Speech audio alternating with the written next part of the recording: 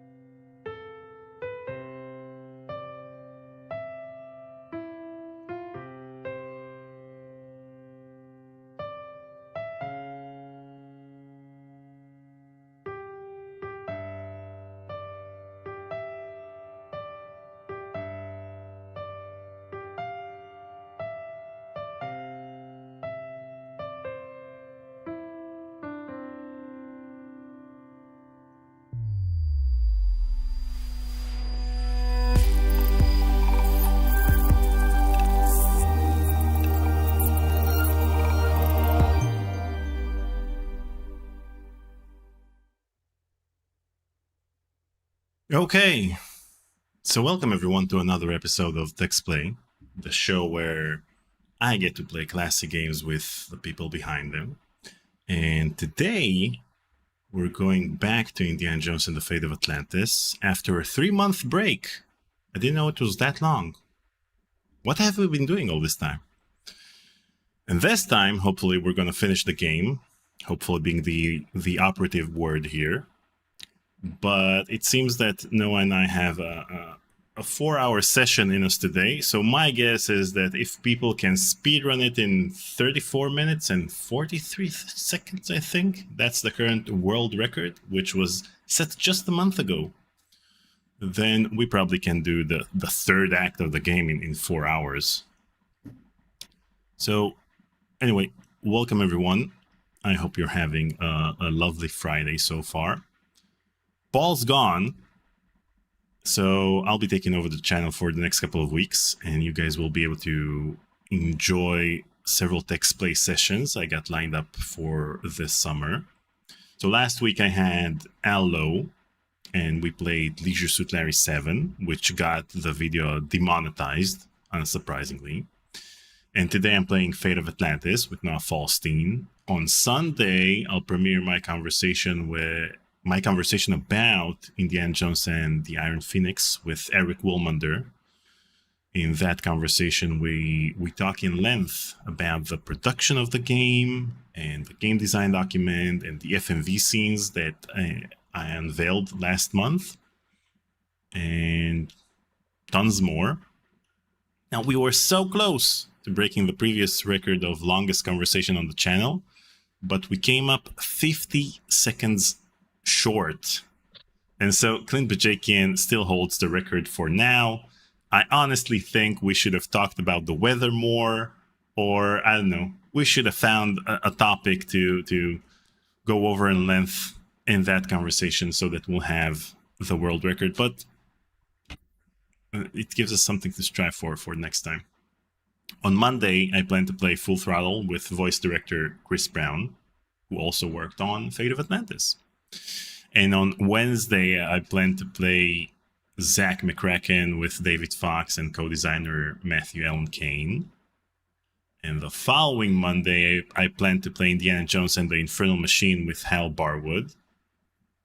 And on Friday, 2 weeks from now, I plan to play Freddy Farkas with Allo and game developers Bill Shockley and Steve Conrad. So that's what I got planned. Now let me thank our sponsors, and I'll bring Noah Falstein in a moment. So thank you, sponsors. Thank you for joining our Patreon and Coffee and keeping us afloat. That's it. Thank you. And thank you to our coffee donors. The top 7 in the last 30 days are Top Fuels, Rex, CJ, Joseph Austin, CompuArt, That Star Wars Guy, and Ozzy Astaroth.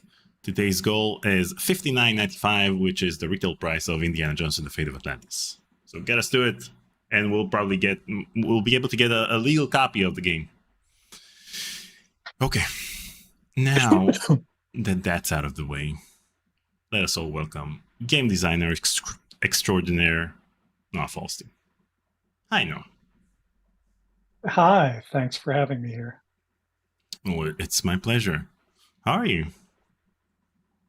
I'm doing well, thanks. We're hopeful that we can actually get through it, but we'll just see how it goes.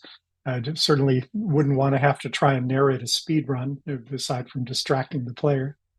Well, if we can finish the game in 4 hours, then we really don't have a right to play it. Okay, sounds reasonable. So, what have you been up to since, April, apparently? I've been pretty busy. I think, let's see, since April, I've been to Europe on 2 separate trips to speak at conferences in Malta and Amsterdam, and just spending a lot of time doing the Games for Health work that occupies me today. And as I know you've been interested in hearing, drove up from my home in Northern California on a 6-hour drive up to Oregon to Chris Crawford's house. And Chris, who started the Game Developers Conference, way back 38 years ago, basically brought together a group of about 11 of us and had a really wonderful weekend up there. So lot to occupy my time. What'd you talk about? Huh.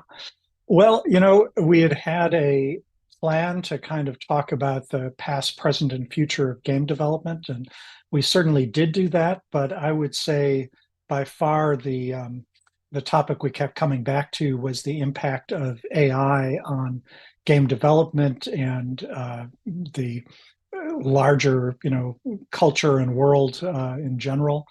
And also lots and lots of anecdotes and catching up with friends that not everybody knew everybody else there, but many of us had been friends for, 30, 40 years or more.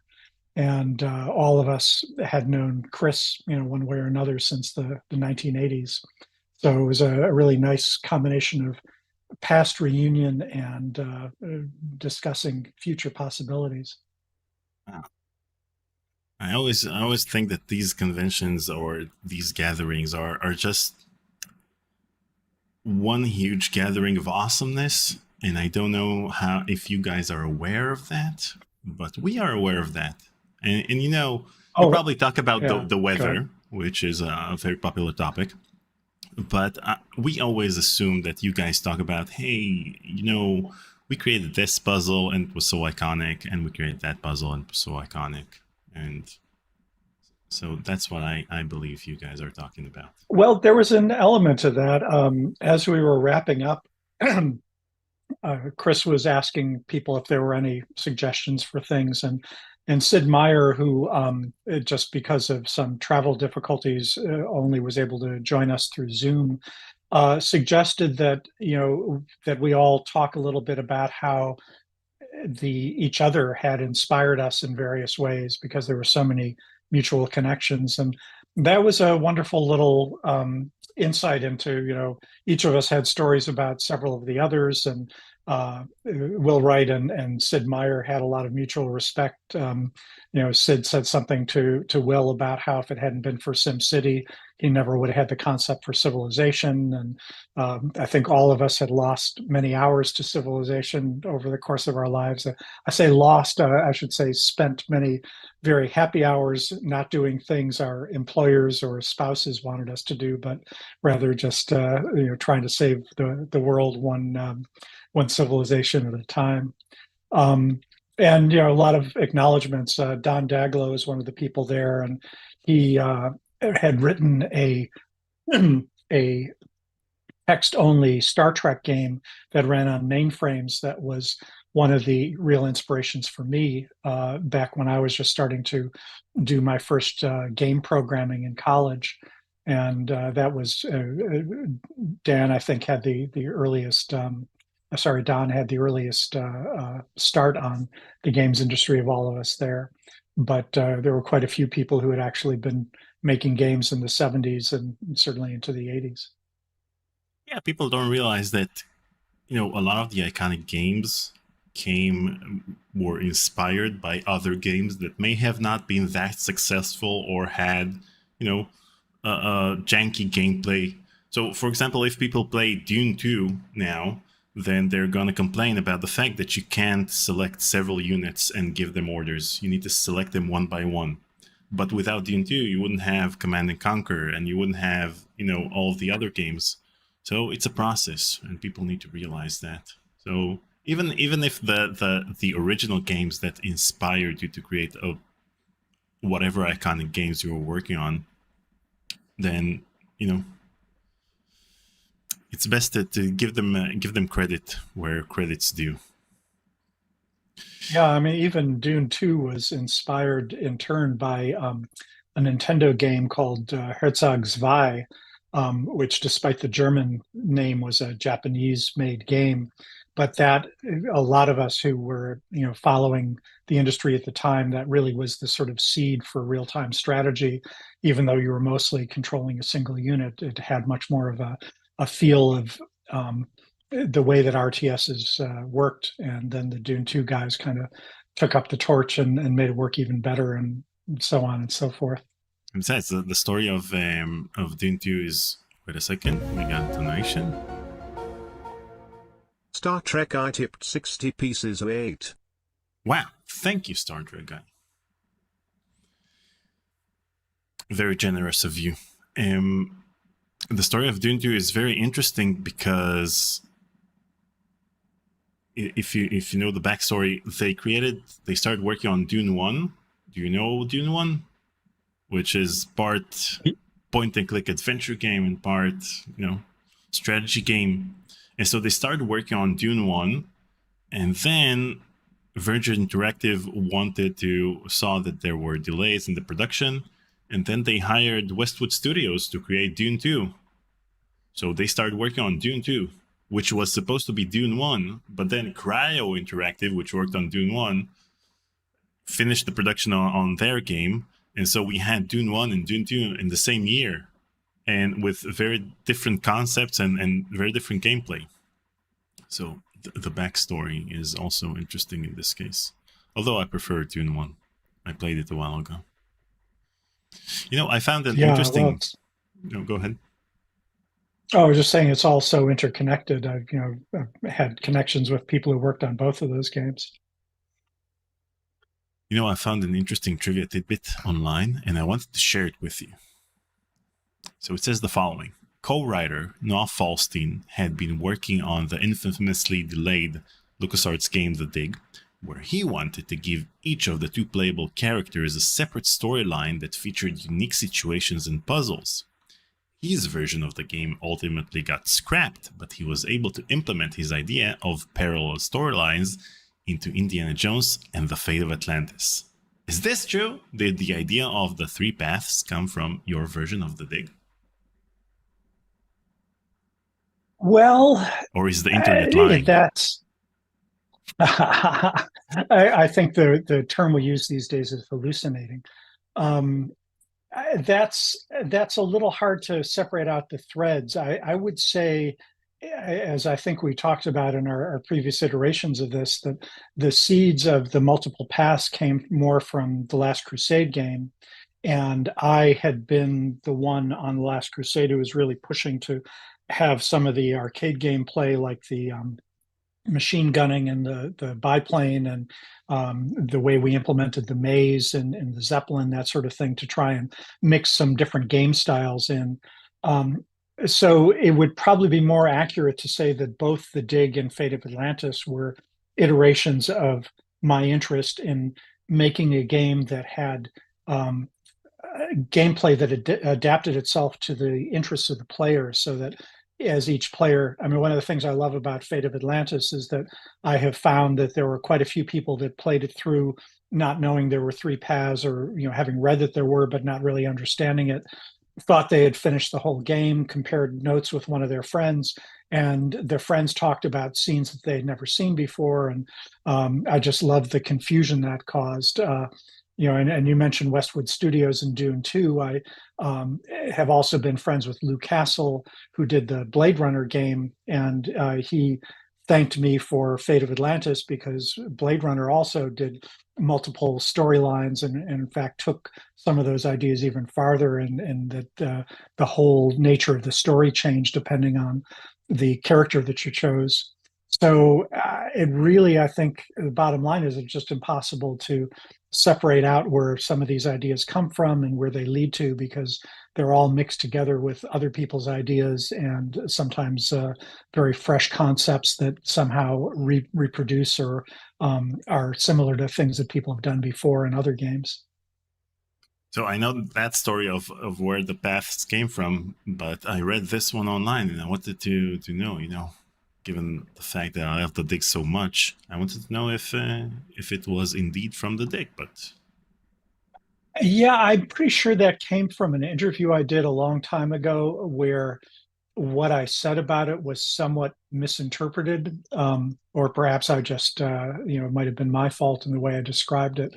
But as I say, it's hard to say exactly what inspired what, except that The Last Crusade came before either of those other two games. And I was working on my version of the Dig in parallel to working with Hal on our design for Fate of Atlantis. So, a lot of that stuff, probably ideas came up and I was implementing them in both games at once.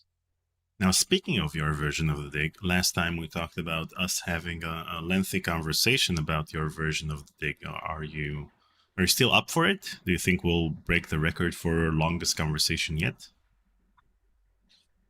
I don't, well, unless we try and cram it all into this one, I doubt we'll have enough material for it. But yeah, I'm still up for it. I was very proud of several of the concepts of that game, but rereading what I wrote and what Dave Grossman did, because he worked with me on my version as well, there are a lot of really great ideas that, in retrospect now, I can see how they just would have been a huge pain to actually implement. And the storyline, I think, grew way too complicated, and it was pretty typical that we had too much in the stories early on and had to pare it down later. But looking back at some of the concepts I had, I'm just kind of amazed that I didn't realize how Byzantine and complicated it had become. But at any rate, there were a lot of really great things. There was some wonderful artwork and creature design that never really saw the light of day, and there are only one or two examples of some of the artwork from that I really still covet. That there was a file drawer at LucasArts that had a whole bunch of art in it that best we can find at some point, possibly when either when they moved out of the buildings we were in, or more likely when they moved to the Presidio. It just got thrown away with a bunch of other stuff that people didn't realize was very valuable. Why did you take the drawer with you when you left LucasArts? Um, well, for one thing, it was very big. For another, the dig had not been, was still underway, and I think they were, never sure exactly what they might want to reuse. But more importantly, it literally didn't belong to me, and a lot of times now, I wish I had been a little bit more daring and had taken things away, and I certainly wish I had had a good camera in those days, because it wasn't until years later that I got my first digital camera and started taking lots of pictures. And if I had just snapped a few photographs of some of that stuff, it would have been wonderful. But mostly, we had it drilled into us that stuff that belonged to LucasArts was proprietary, and we needed to be very cautious about giving it away. And anything that Spielberg was involved in that had yet to be released to the public, you absolutely didn't want to talk about. In fact, well, let me just tease you and say that I have an audio tape of some early work on the dig that I'm still not sure whether I should make it public or not. You should. But I can I can certainly talk about some of the material. Wait, is it an audio tape of, just like in Loom, an audio tape that gives you the plot or an intro to the game, or is it actual voice acting of the characters in the game? It is I guess it's okay to tell you what's on it. It's a tape of one of the several sessions we had. This one is myself, Ron Gilbert. I think, God,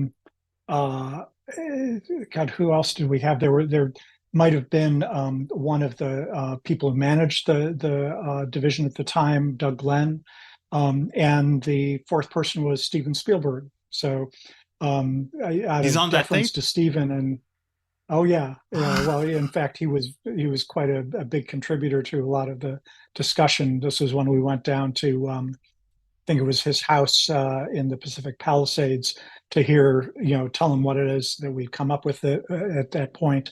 And anyway, at some point, I think it'll be public, but I wouldn't want to release stuff that has his voice on it that I, don't have permission to do so. Man. Okay, we'll edit out Steven's voice from the tape and we'll play everything else. When we released the FFV scenes of the Indiana Jones FFV game, then we thought that Disney would, try to shut it down, but they didn't. So, the tape should be fine. And you can okay. I take that as sound legal advice. Yeah, that's sound legal advice. And in my conversation with Eric, he told me his way of getting stuff out of LucasArts. He would hide the source code in the ceiling. He hide it in the offices over there, so that if he'll have to make up an excuse in the future of why he has the source code, it would be because he hid it in the ceiling, and now it's no longer LucasArts. And so I think it's the sheriff's office at the moment. So it's in the ceiling of a sheriff's office. Well, again, I have a feeling the lawyers at Disney now would find take some exception to that no longer belonging to them. But what the heck? It's great to see. In fact, there are a lot of things that are proprietary at one time or another 30, 40 years ago that people have just not cared about or even been happy to have it see the light of day. So I am hopeful that we'll be able to disclose a lot of that stuff, and there'll be a continuing stream of some new information about how some of those games were made. Okay, and so Eric and I share. I just want to say, Eric and I shared that we both had stacks of, literally about that thick of paper of game concepts, including ones that were made into games, but also many like Iron Phoenix that just went through a bunch of iterations of design and early development and were never actually released. So I've got some versions of that for early versions of the Dig, for example, that I think there's no problem in disclosing that stuff. In fact, I think some of it's already online.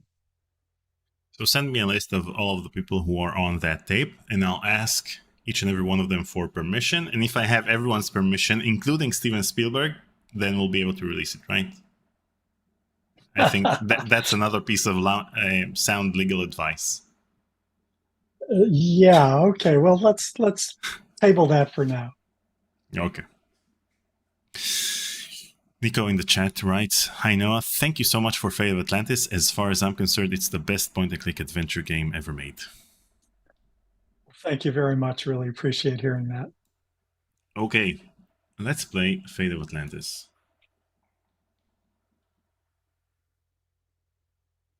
So, do you remember what we did in the last live stream? We were in Monte Carlo, and then we were in Thera, and then we were on the Nazi U-boat, and then we got to Crate. Mm-hmm. So here we are.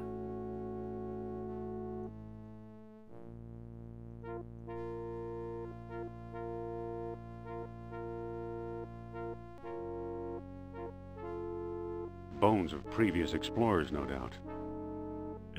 The volume a bit. Bones of previous explorers, no doubt. So, okay. So we have the statue, we have the statue heads, and the cloth map. Okay.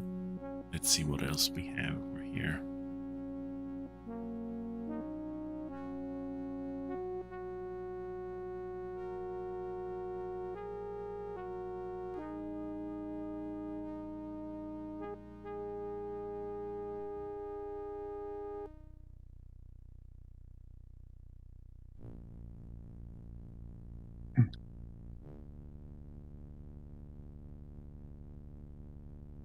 So did you see the FMV memories. scenes?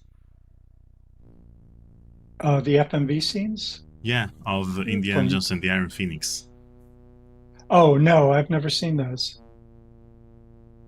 Oh. I was just going to say the color cycling that was done to make, that leaking water on the right-hand side happen. I know that was Mark Ferrari's specialty. I think in his day, he was the most adept at creating color cycling artwork of anyone in the world, which was great, except that it was just about a period of 3 or 4 years where that was a thing. And then, we were on to much better graphics cards, and that was no longer necessary.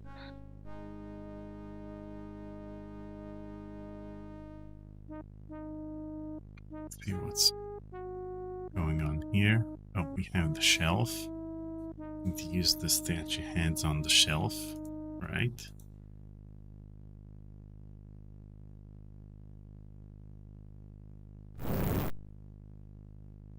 We had a discussion about good puzzle design and how being able to, put one head on there and see it come part way down was a nice tip that you needed more of them without being too obvious about it. Yep, and the door is shaking. And the thing is that sometimes in computer games, if you see the door opening a bit, then you always ask yourself, hey, why doesn't the character just go beneath the door? So it's a nice touch that it's shaking, but it doesn't open just yet.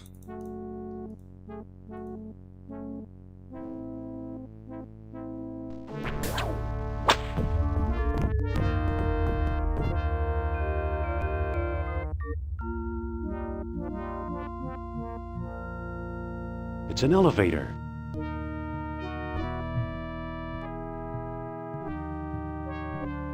So AT Machine asks if you remember the alternate Minotaur statue design that's in the game files. No, Wait, that was my ride. As I've said in our previous This is talks, the world's Hal that was the one Sternhardt who swiped into count. Hey, there's a rubber went comb through in the whole here. production process, and I didn't see a lot of the stuff that I would come by It's and his visit, note, but let I him keep didn't it. actually see it firsthand. It says, I am convinced the map room is somewhere among the upper chambers. I believe that static electricity will respond to orichalcum, but since I'm trapped down here, I'm not sure whether I have all the pieces for a makeshift detector or not. Don't have all the Too pieces. bad. He came a long way. And the staff. It's a walking staff. I always thought that you could have added an in-joke about Loom when Indy picked up the staff. Like, you can use the staff to open a door. Yeah, Hal was never quite as excited about the in-jokes as the rest of us, I think, and in particular with Ron, putting in some digs at Brian with, the famous bits about Loom in the Monkey Island games. I think Hal, it bothered him a little bit because if they were too overt, it broke one of the nice. artist's prerogatives. Wait, there's a chain running up behind the waterfall. It must be holding... Yeah, some really beautiful work. I mean, I hate getting it's a wet. shame that the artistry of how that actually had to be implemented, both by the artists and by the programmers, is kind of lost to people now. It's the sort of thing you would just do without thinking these days. But I'm sure that ended up taking at least 2 or 3 people several weeks worth to get it just right. Okay, just a sec. I think there's a problem on YouTube. Just want to make sure that we're good. YouTube. It's always weird checking the live stream while I'm live streaming YouTube. This is like Spaceballs. When is this happening? This is happening weird now. Yep. Okay, we're good. Okay, next up. Here I go again. Oh. Next up shouldn't be me Oh, going no. down the elevator. And there it goes again.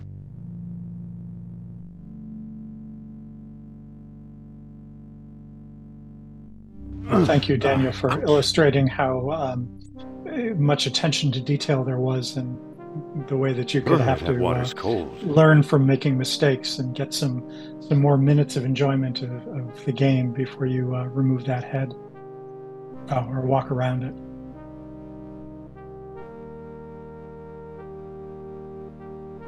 Just remember that as kids, we spent hours in each room trying to figure out the solution to whichever puzzle we were stuck on.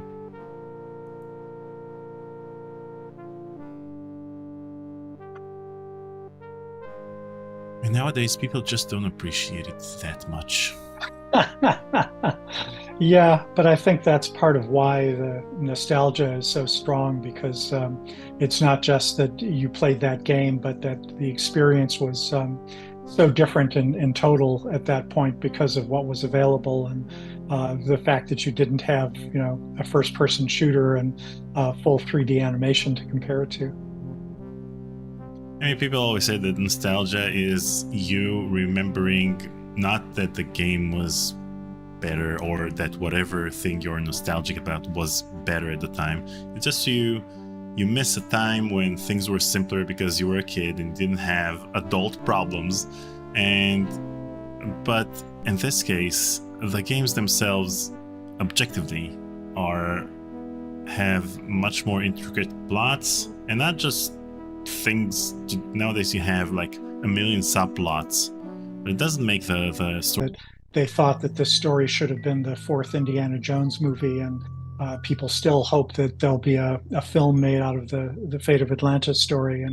And actually, I think with the development of AI and some of the videos I've seen that people are able to make even now, I think we're only 5 or 10 years at most away from somebody just in their home with fairly powerful computer of the time, being able to actually create a live action version of this, perhaps even with a de-aged Harrison Ford as the main character. Over here.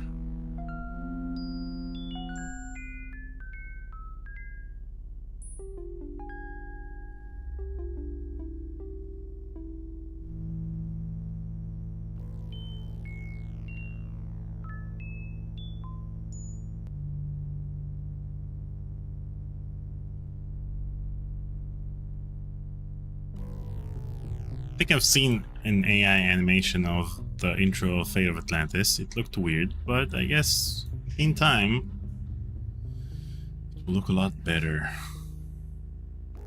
I'll have to see if I can find that online. There's always that. There's the comparison of people using AI to create a person eating spaghetti. Like they compare the output from a year ago to the one that you can produce nowadays, and it's light years ahead. Well, that was one of the things when we were having our gathering at Chris's ranch. One of the things that came up was when people would express doubt about what AI would be possible, would be possible with AI. We brought up just how quickly it's been developing in the last 2 years. And, I saw that firsthand when I was at Google as well, that it's not something that moves at a kind of linear pace. It's really exponential in terms of how quickly it's been getting better. And that's both exciting and a little bit scary at times. And, it's most of my knowledgeable friends feel both of those things. In particular, we're really concerned about the ability of AI already to increase the skill level of scammers and spammers, to make you think, phishing attacks are real because you can now use AI to enhance or, copy things that before were a dead giveaway, that it just wasn't really your bank that was contacting you. But these days it's getting, harder and harder to tell the difference. I know. And the thing is that, people would get weird emails telling them that a Nigerian prince is contacting them, and they just want the software I used to record the conversations then has a new feature nowadays that you can use to, in case you want to remove certain words from your conversation. I don't know, ums and ahs. Or if you made a mistake and want to change, like for example, you said 3 games and wanted to say 4 games, you can actually edit it out, and it uses your voice, and it sounds, super realistic. It's frightening. Yeah, well, as I say, I mean, the same tool that makes some things frightening makes other things exciting and possible. So, like so many things, it's all a matter of how people use it. Okay, just a sec. Here. Okay, I want to show you the AI creation of the intro of Indiana Jones and the Fate of Atlantis. Just a sec. Okay. Let me share the screen with you. That's great. Which one? It's this screen. So this is the intro.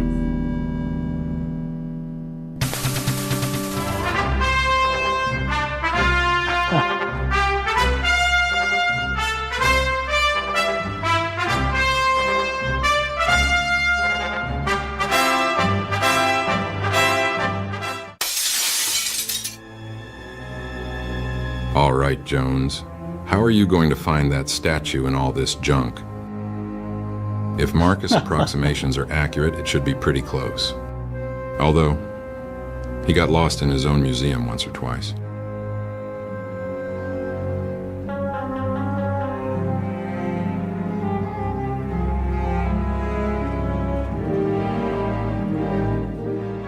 So this is what they were able to produce. Wow. Okay, that's pretty impressive. Yeah. Not quite what I was imagining when you described it, but both better and not as complete as I thought.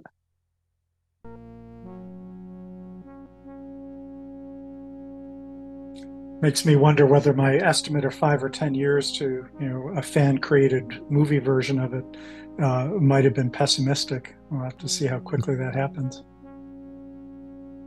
Well, it all depends on how quickly Harrison Ford's lawyers would start suing people for using his likeness in these videos. This will determine how soon Yeah. they'll. Well, I wonder, just thinking hypothetically, whether telling, trying to convince a judge or a jury that, well, I actually heard from Harrison Ford's lawyers, and they said I had permission, and it wasn't until later that I found it was somebody who had actually just captured their voices and their likenesses. So how did I know they weren't actually Harrison Ford's lawyers? So you never know where AI is going to take us. I think we tried to use remote everything up until now with Zoom and such, but now we have to go back to face-to-face meetings in order to make sure that we're not being scammed by AI. Yeah, that's true. Where should we go next? Wait, where? And I Go I ahead. can't see the game on the full that's screen right. now. It's That's only right. on your little.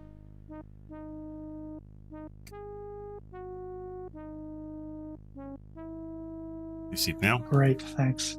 Yep, looks good. Just hard to follow what was happening on the miniature version. Yeah, I remember the annoying sort of painstaking work you had to do to make what we call the walk boxes to show where somebody had to stand and walk and how to trigger various things that way. That hurts. Like being able to walk around the elevator instead of step on it. It actually, I think, was the same kind of mechanism that we used in the Last Crusade game when they're doing the trial, where you just have to click on the other side of the screen and walk across the chasm without exploring anywhere else. And still, LucasArts' pathfinding was a lot better than Sierra's. With Sierra games, you'd always get stuck into something. Either the tree route or whatever is on the way. So the pathfinding was magnificent. Oh, glad you liked it. Yeah, we were very proud of the little details and getting everything just right. I mean, watching this now and seeing Indy scaling and changing color shading and things occasionally, just remember what big excitement we had when we were first implementing some of those features that seem so elementary now, but were just a groundbreaking thing back in the day. I noticed that at LucasArts you'd bring in either interns or junior developers and give them like the biggest tasks in that production, or some iconic scene. So for example, Kyle Balda, who was an intern at LucasArts, he created the intro for Day of the Tentacle. And Brad Taylor, when he joined LucasArts, then the first task he did was working on the scale of the characters, because up until then, characters couldn't scale. They had to walk behind something and then you'd switch to a different character. Yeah. Well, that didn't seem to do anything.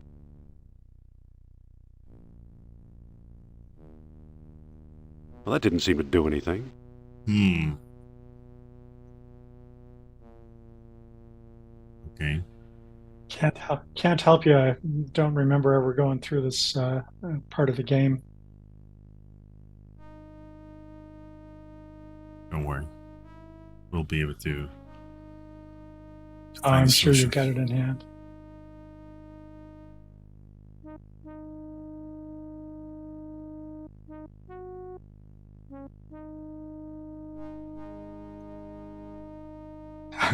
And we're seeing the same set of skulls and bones in 5 different rooms, I think. Reusing sprites is a great way to save up on disk space and memory. Yep. There, the counterweight is free. Amazing. Right.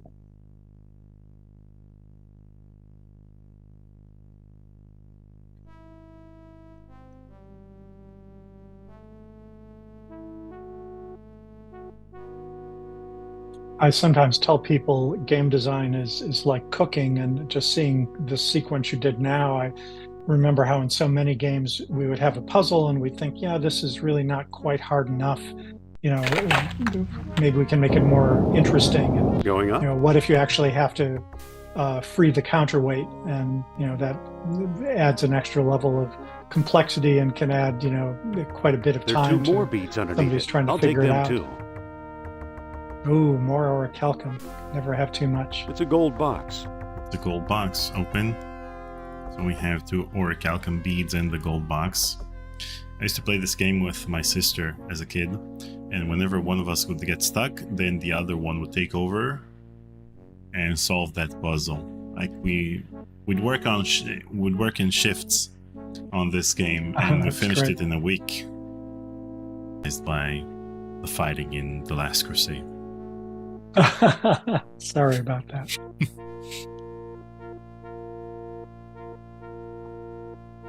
Yeah, it's funny how polarizing that fighting was, because even now I sometimes see people who will talk about it being way too difficult or quite a pain, and other people boasting about how they loved it and they were able to beat There's no place to put a Biff or bead. some of the other really difficult guards in the various games. So we have this, and lock the door.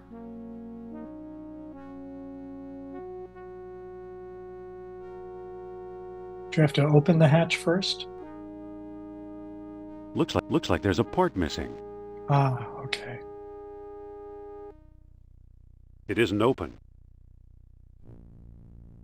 That doesn't seem to work. Then why'd you say that it isn't open?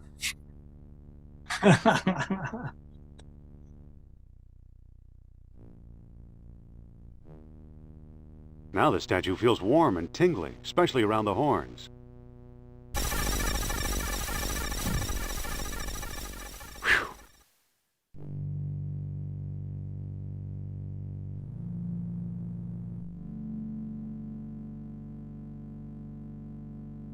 Well, Ah, either Atlantis is a lot smaller than I thought, or I've found some kind of map or scale model.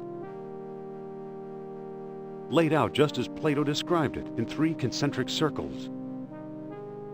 Awesome.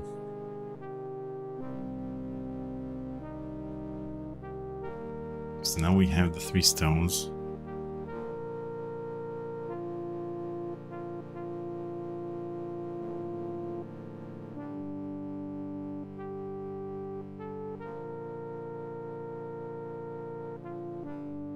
So as a kid, I didn't know what to do with this puzzle, so I just tried all the combinations, all of them.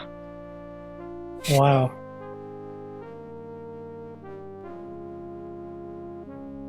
Let's see. That didn't do anything. That indeed didn't do anything. Okay, so where are we?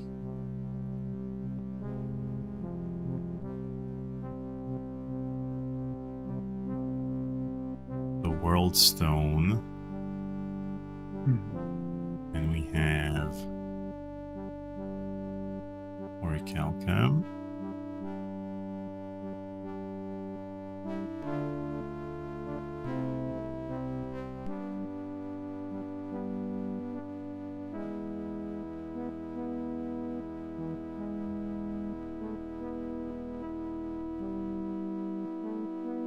Sunstone, then Moonstone, then Worldstone. So the morning light warmed along the tall horns.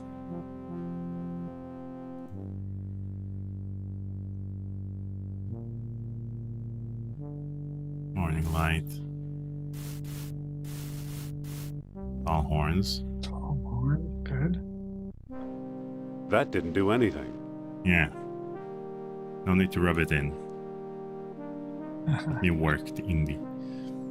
Radio crawling the Moonstone was also needed. The pale dawn to shred the darkest night. One of the things I liked about this puzzle was that it felt like what Indy would do in the movies, in particular in, the Raiders film where he's trying to decipher what the hidden meaning of the inscription is. We wanted to capture that feeling and let the player feel like they were role-playing Indiana Jones by, having the right interpretation of what they were reading, particularly with that little bit about contrary minds that some people think was a little bit too difficult. To approach Atlantis itself, a world stone was required as well, with only a waning moon to protect the city from the grim night.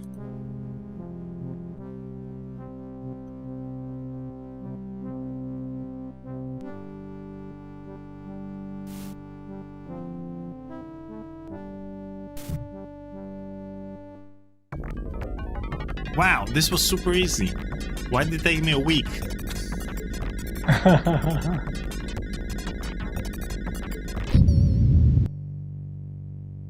Let's save.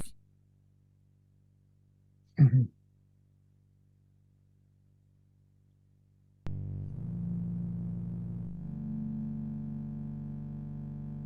Uh-oh, I better not lose the stones.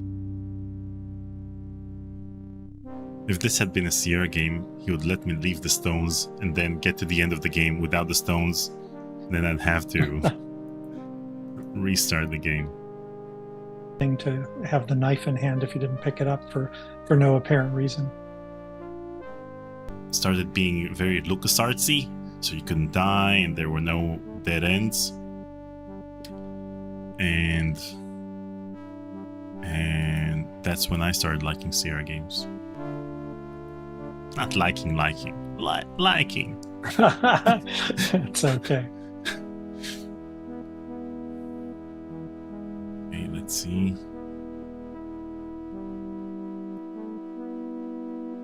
Should we go now? So we were here, and we have the doorway.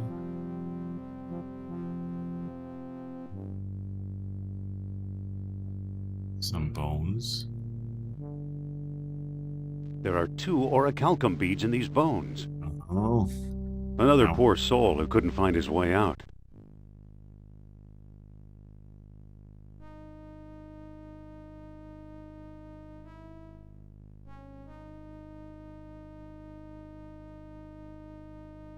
Okay, so I need to use the comb on the wool scarf. The comb's charged with static electricity. And that's, for example, something that this generation doesn't know. Like static electricity. And I don't remember what game I played recently that had another thing that's, a generational thing. So an entire generation would know that, but today's kids wouldn't. So even in Thimbleweed Park, the fact that you need to look up a phone number, and in order to find that phone number, you need to find the phone book next to the public phone. Yeah, it's actually, I guess, even would have been more appropriate to put some of that stuff into Day of the Tentacle, Okay, where I've you tied the clothesline need to to be the comb. familiar with, how they did stuff back in 1776 in order to solve some of those puzzles. Big Kahuna tipped $10. You're killing me with all this Sierra hate. And, I can't believe we've made it all this way in the stream without you mentioning Phantasmagoria too. Yeah, first of all, I'm contractually obligated to mention Phantasmagoria 2 at least once a day, even in my private life.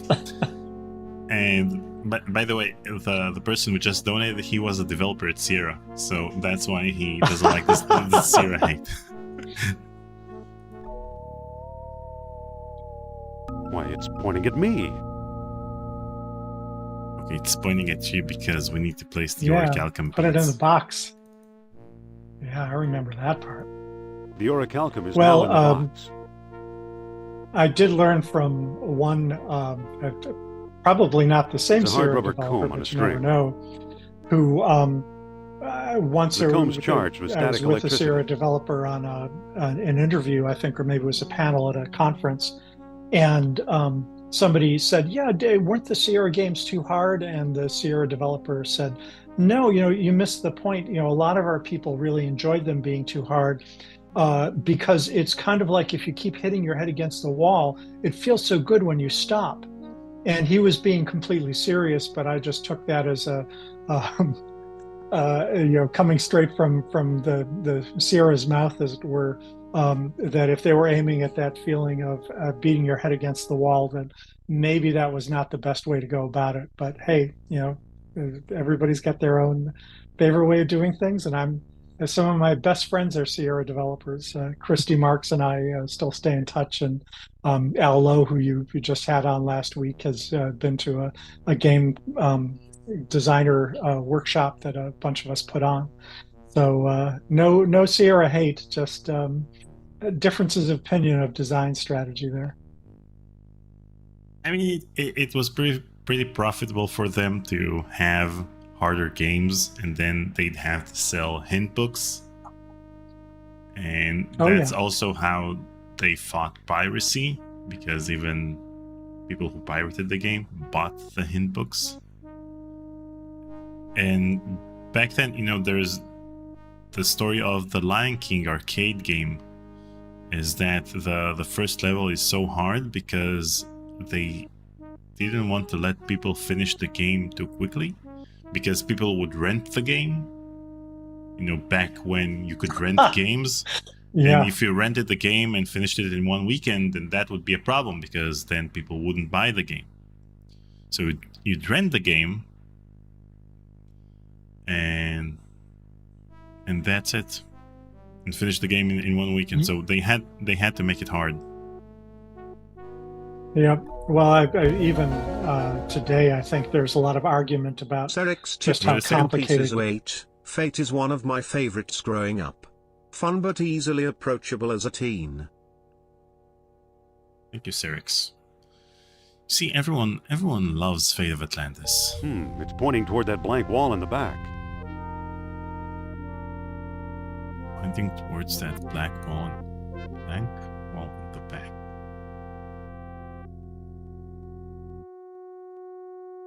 Can I use it again? The Combs charged with static electricity.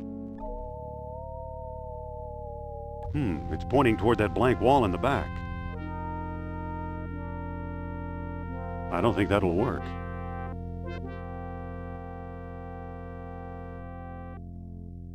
The Combs charged with static electricity. Wait, I think it's here, right? Blank wall, there it is. Blank wall, there you go. Blank wall in the back.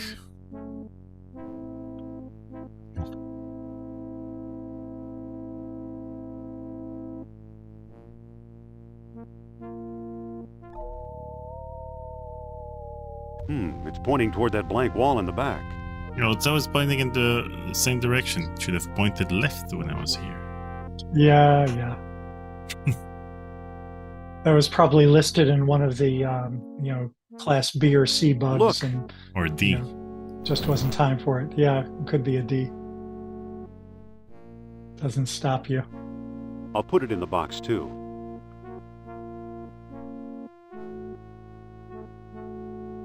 I don't think that'll work.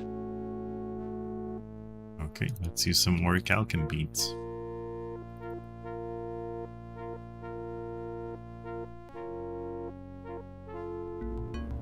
Looks like I've started this thing.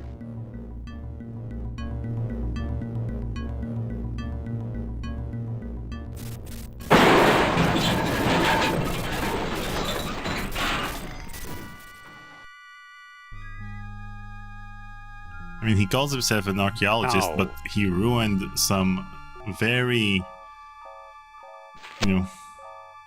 timeless ruins. Oh, yeah. Amazing. I must be hundreds of feet below sea level, yet there's enough air pressure to keep the water out. It's impossible. Except if that were really true, I'd be dead.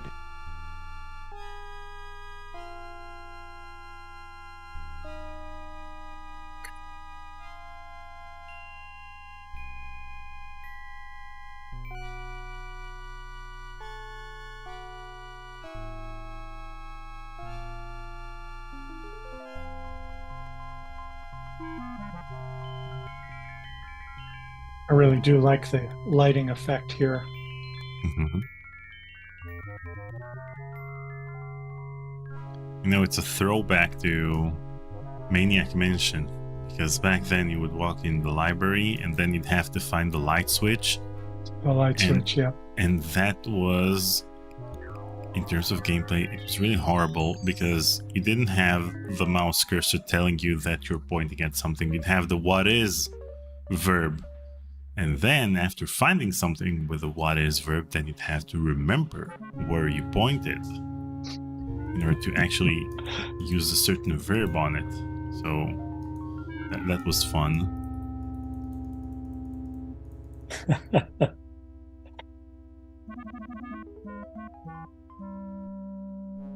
The ladder is in place. It feels like a ladder. By the way, are we going to ignore the fact that he placed the ladder in his pocket? It feels like a ladder. Of course. It's one of those things you just take for granted, and you know, if you don't play these games very often, It feels they like a seem spindle for the stone disc. pretty strange.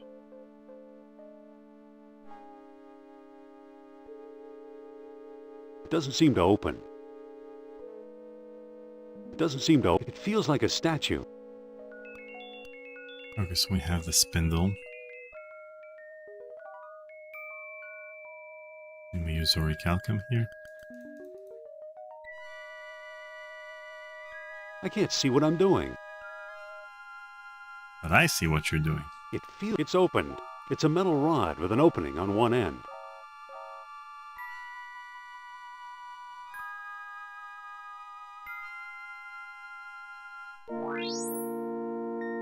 Would you look at that?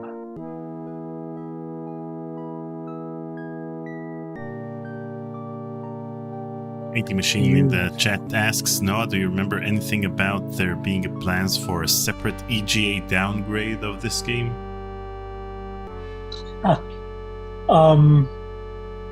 That would have been after I had left the company, so no, I don't recall any of that. I mean, it seems like it would have been something that you'd come up with earlier in production, because I think when you started production, EGA was still a thing, but then when production ended, EGA was no longer a thing. Yeah, in general, it was only a path forwards to more complex and you know, higher resolutions rather than downgrades. There were a few times where we had a debate about whether in a large installed base of older machines it was necessary to support them. But usually, if we did that, we would launch it simultaneously on multiple versions. We wouldn't launch the high-end version and then do a downgrade. So even though I don't, you know, recall that specifically, I don't think that was the case. Gotcha. Now what?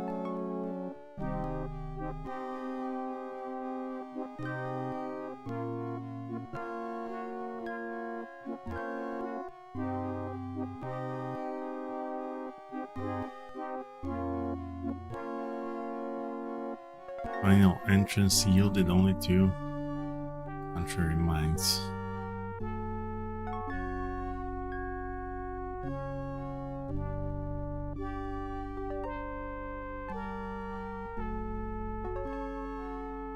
Okay, so we have to do the opposite.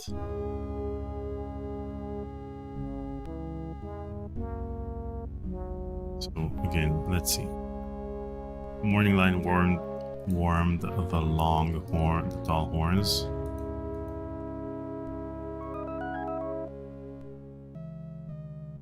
So the opposite of setting sun, the opposite of rising sun is setting sun, right? Yeah.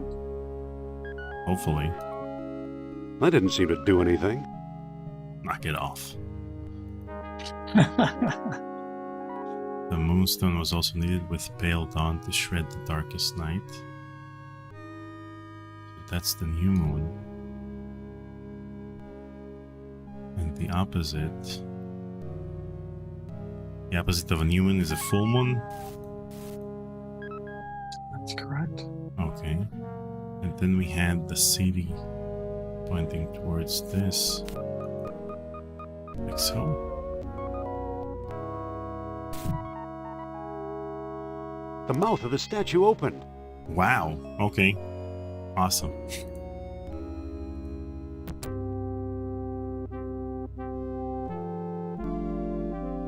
It's safe. Not another maze. Oh no. Yeah, this maze doesn't bother me that much. Bothered me more in other games. This one was the closest to the illustration that we saw that started our whole inspiration.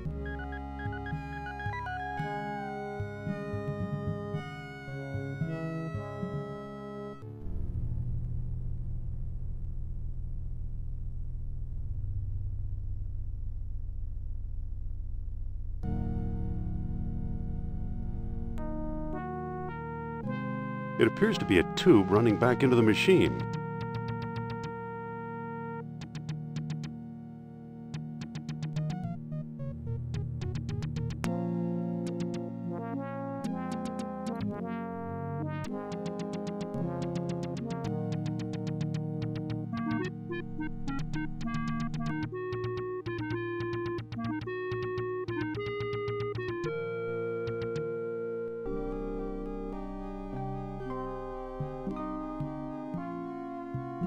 Who's that? We have this. Let's get into a fight. Dr. Jones, is it? Now we've got you. Another Nazi stooge. Let's get this over with. My thought exactly.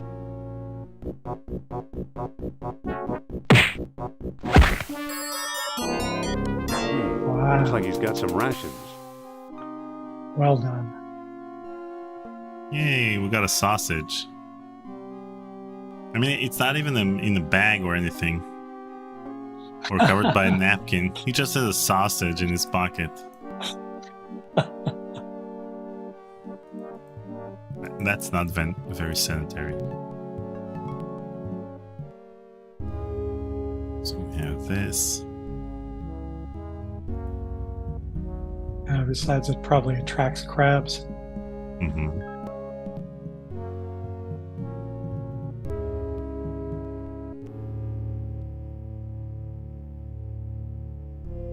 Another fine example of color cycling.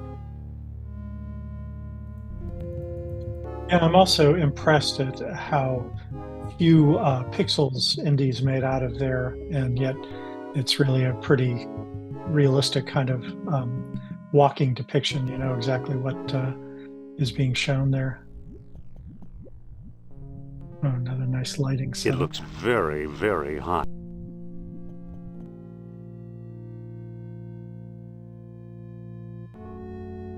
So soon we'll hear the infamous line, "It's a cup full of lava." In my conversation with Chris Brown, she told me that they recorded Doug Lee saying "it's a cup full of lava" 25 times. Mm-hmm. Huh. And none of the takes satisfied Dara at the time, so he just spliced two takes into what we're gonna hear in the game in a moment.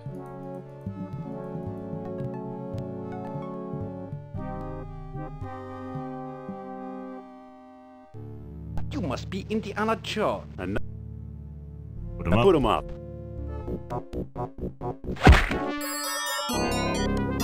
He doesn't have anything worth taking. And how did you get the feedback for Last Crusade? Who complained? People actually sent in letters?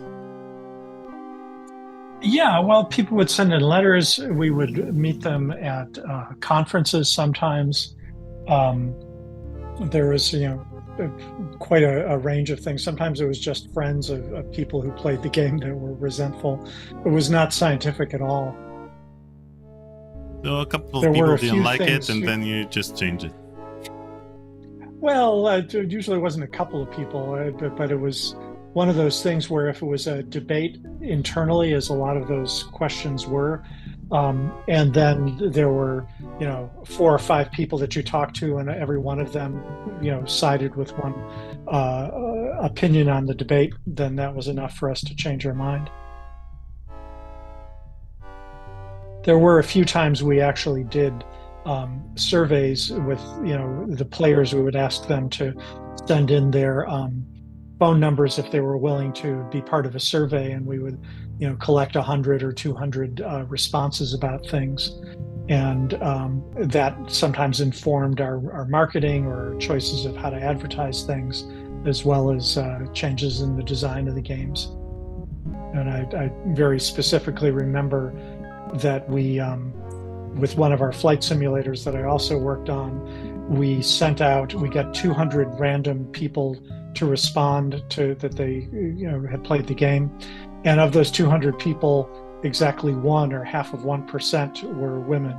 So let us know that there was really, not much point in trying to market to a female audience. It seems to be an air vent. Flight simulators. It's amazing that you guys were open to feedback, because some companies, whose name I won't mention, didn't take players' complaints into consideration. Things like dead ends or deaths.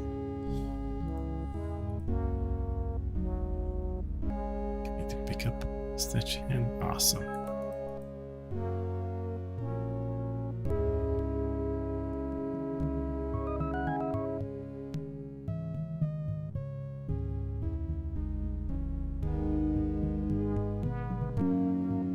How expensive was color copy back then, that you believe that copy protection using a red gel would be? Well, it wasn't less just that it was than... expensive. It seemed that most of the color copiers in those days didn't have fine enough control over the contrast. So when you had the red gels, forget exactly how it came out, but it wasn't, it just wasn't feasible. When you do that, it wasn't good enough to actually get the codes that you needed.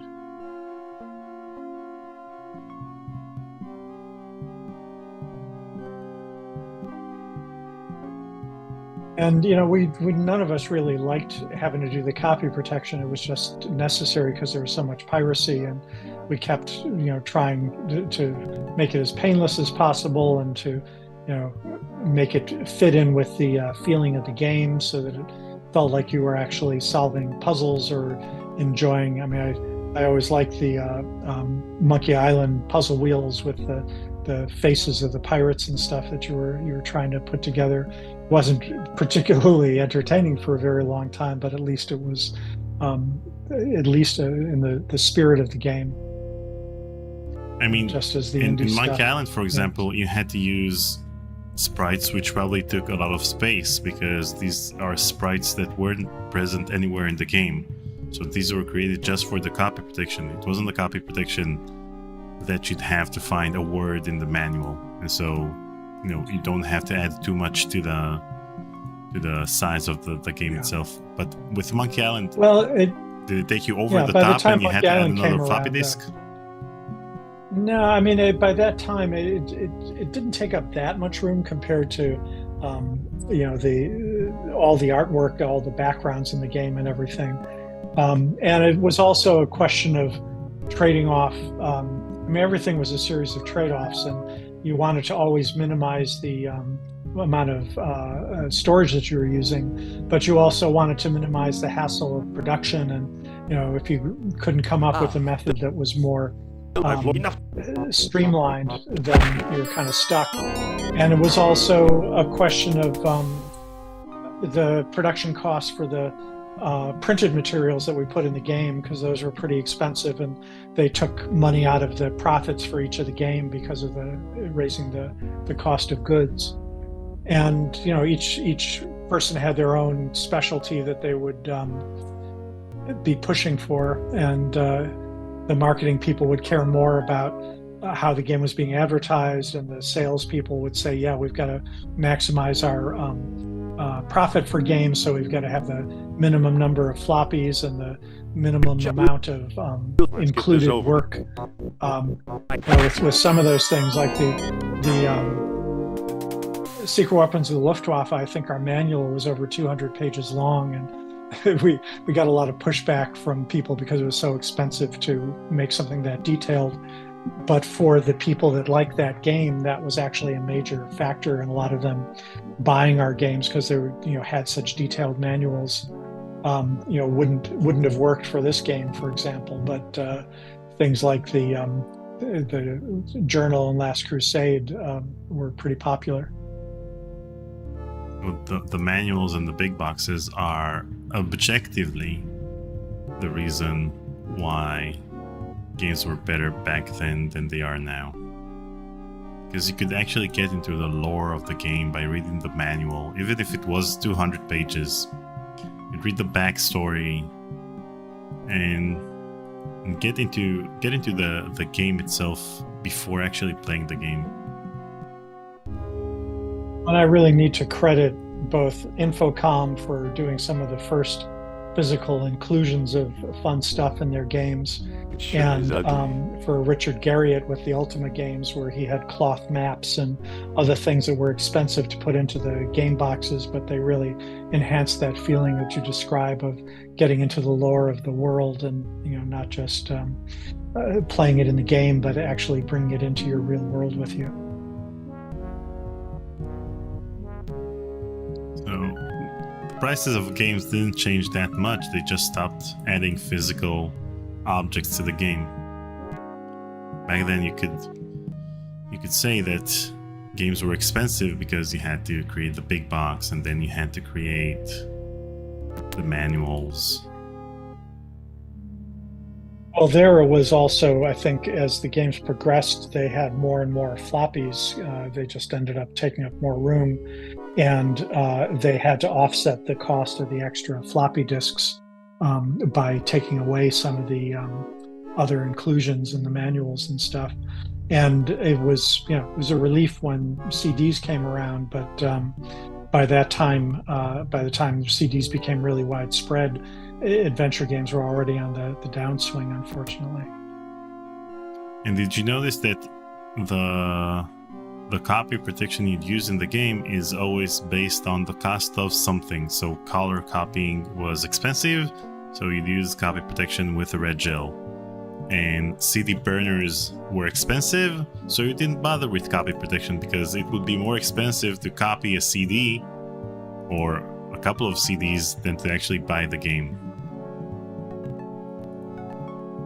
Yeah, well, and there were, even with the CDs, there were some protections against copying them. Particularly at first, they were very expensive to get a CD burner, and then as they went down in price, people came up with other ways to get around that.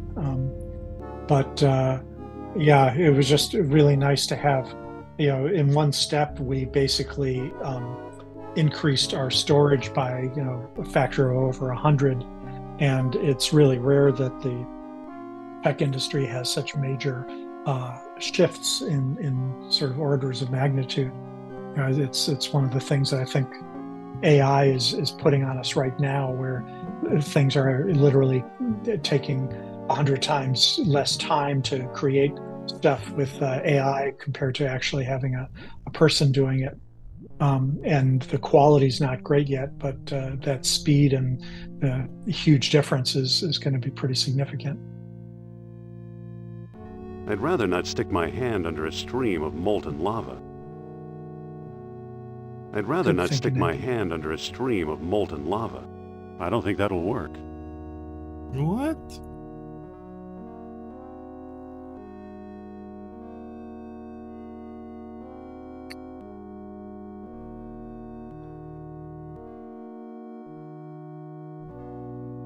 Looks like it should work. Yeah, I should You need to attach something to the cup.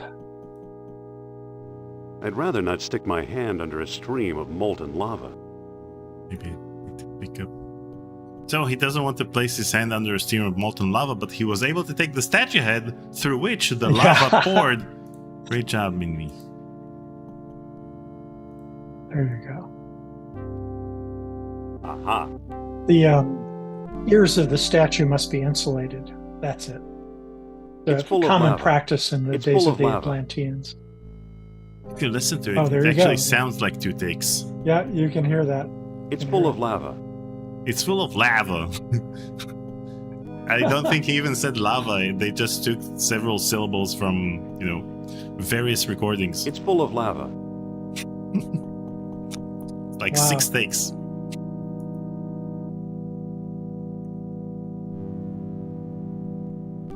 Wait, you know what?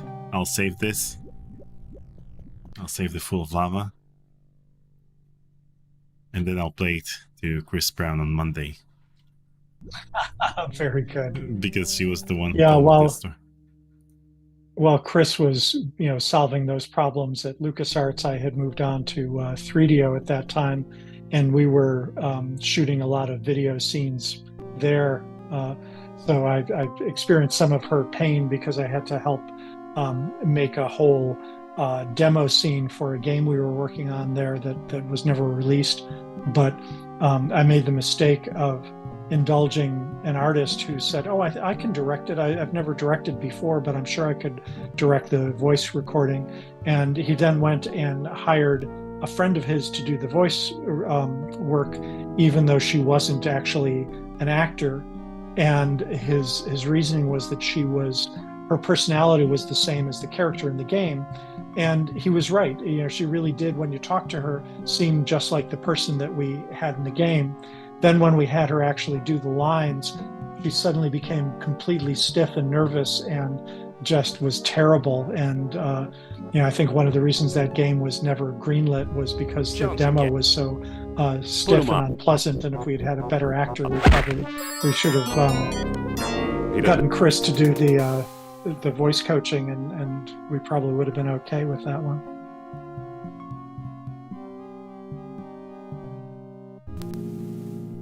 So over here we got It's full of lava. lava. And Whatever. what else?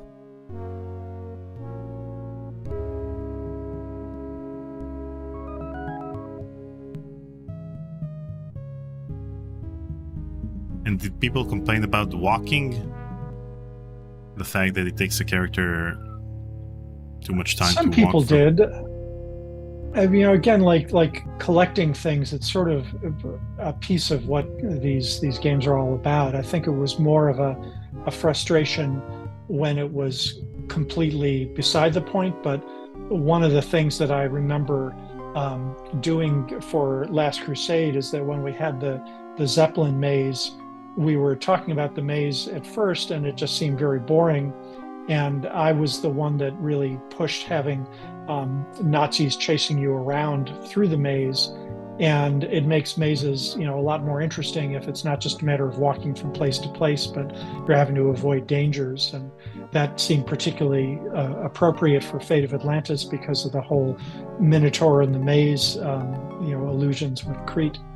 So, that was really historically the first example of a really interesting maze that had a good opponent in it. Chance. Put him up. I think I killed the entire Third Reich by this point. Yeah. If only we'd had cheat codes in World War II, things would have gone a lot faster.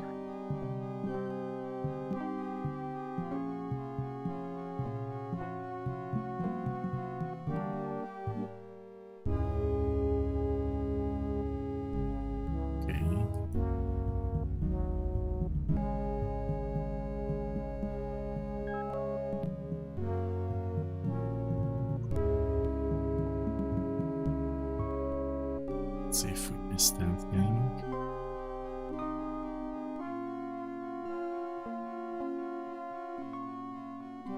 Something I found that I'd never really thought about it until recently was that when we were making these games, we were really making them for people like ourselves and our friends who were in their 20s or early 30s. And in retrospect now, when I have people talk to me about it, a huge majority of people who played these games did so as younger kids than that, and often with older siblings, or sometimes even a parent who was playing the game. And they were only 5 or 6 sometimes the first time they saw it being played, so they had this ambition to finally be the one to be in control and get to play the game themselves.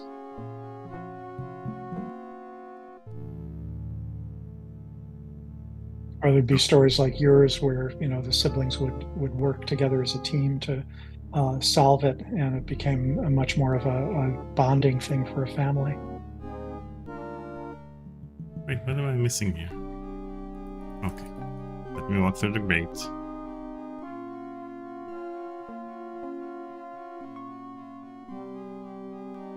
Is there anything here? No. Then if I go through the door, I'm over here. Oh.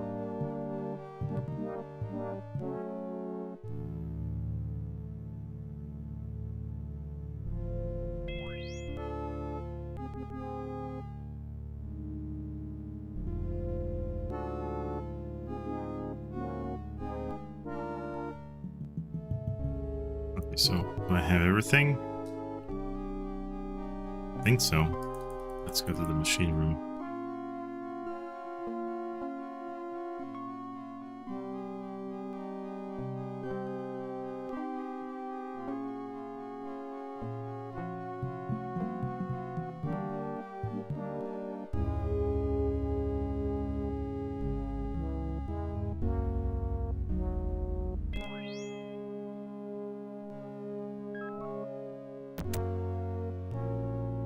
So the grates are a nice touch, and later on you'd use the double click to skip through rooms like in Full Throttle and The Dig.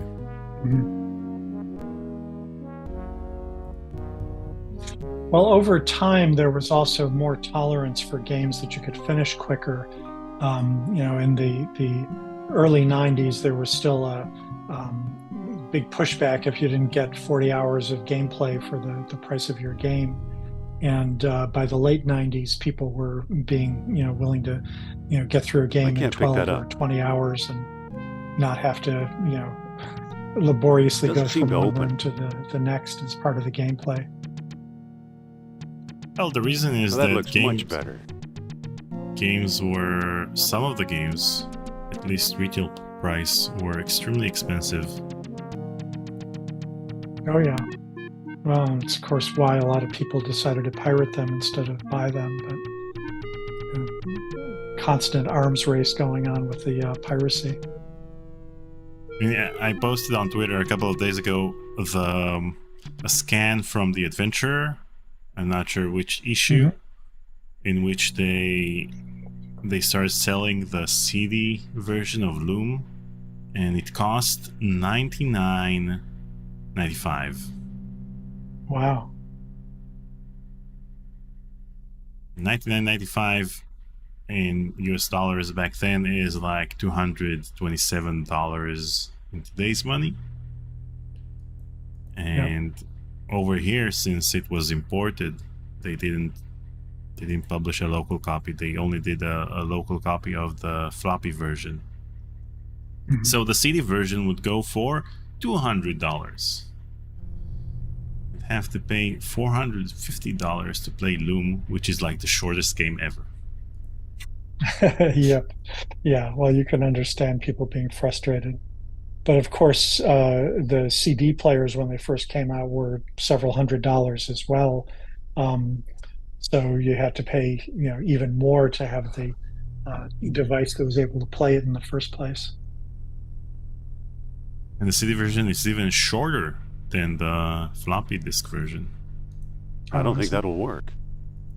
I played both versions simultaneously, the EGA version and the CD version, and you'd notice how much was cut for the CD version.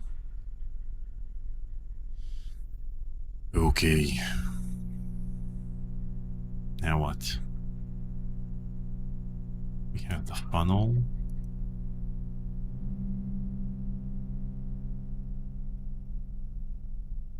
Looks okay to me.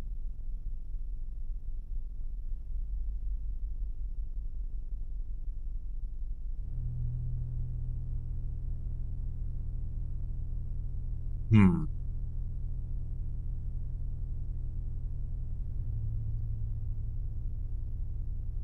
So here in the shoe. Let's see if we have.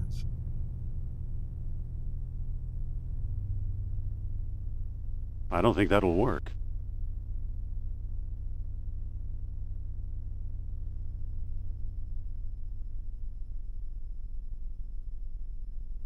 Here's another in joke. You could have Indy say that it looks like Bob in Threadbare. These guys over here. Yeah, that could have worked.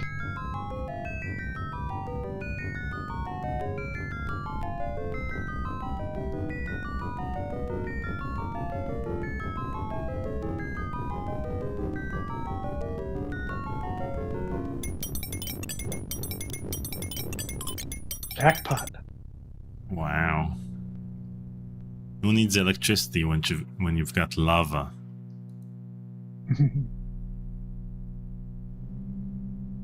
Well, well, orichalcum beads.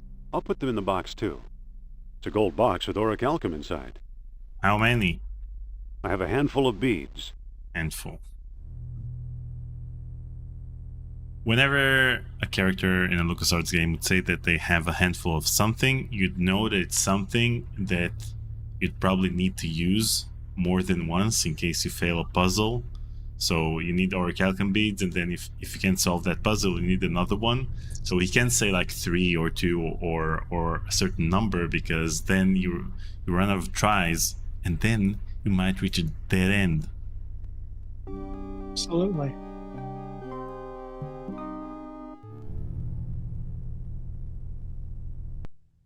Dave.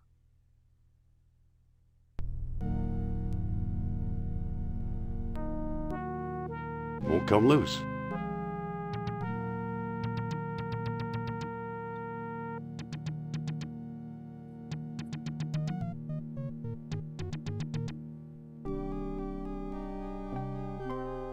Interesting. So 80 Machine says that in the floppy version, Indy always specifies exactly how many beats you have, so they probably changed it in the CD version so that they wouldn't have Doug Lee recording every number out there.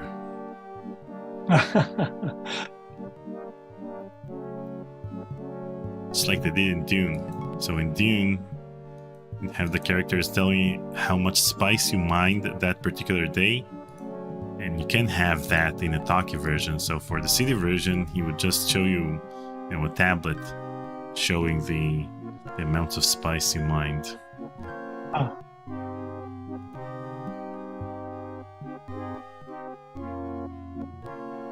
Okay, so we had the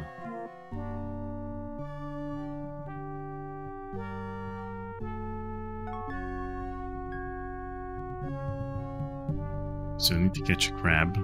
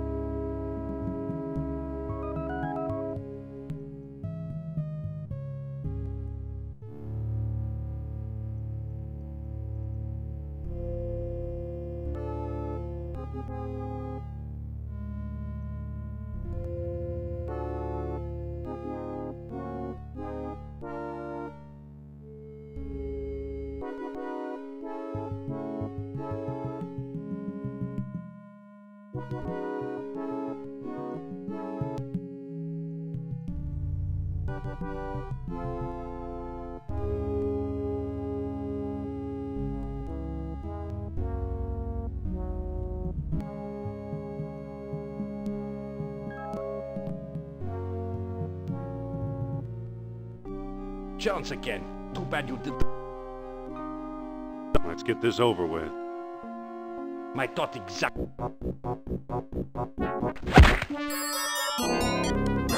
He doesn't have anything worth taking. So the only thing worth taking from the Nazis is not weapons or anything actually useful, just random sausages that they had in their pockets. crab room, okay.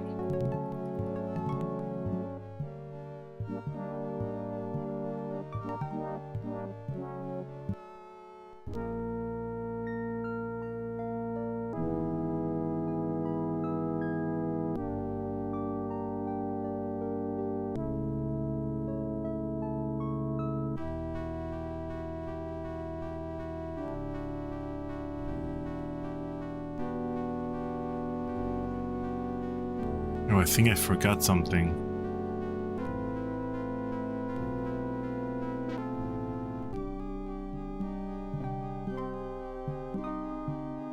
The rib cage. Oh, right.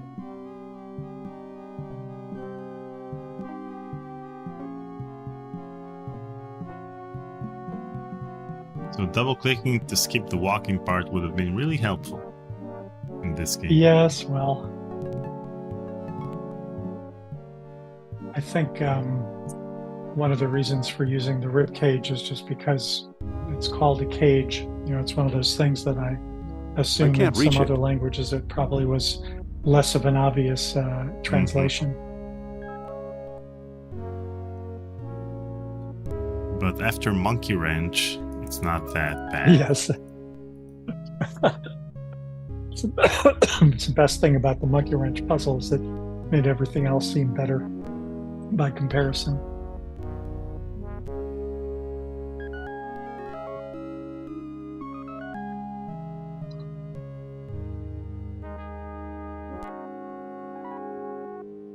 Wait, where's...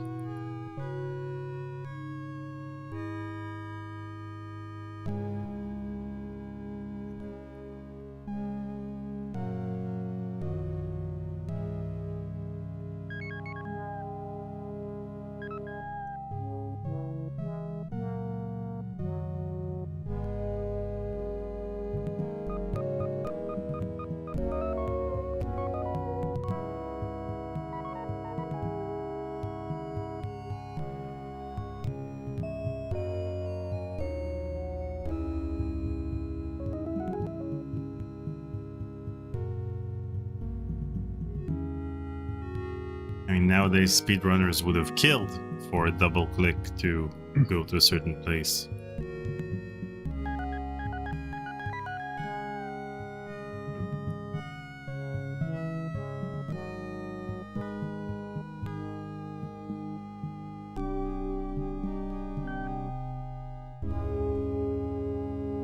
Aha. Rib cage. Now, this might be useful. You won't miss a few bones.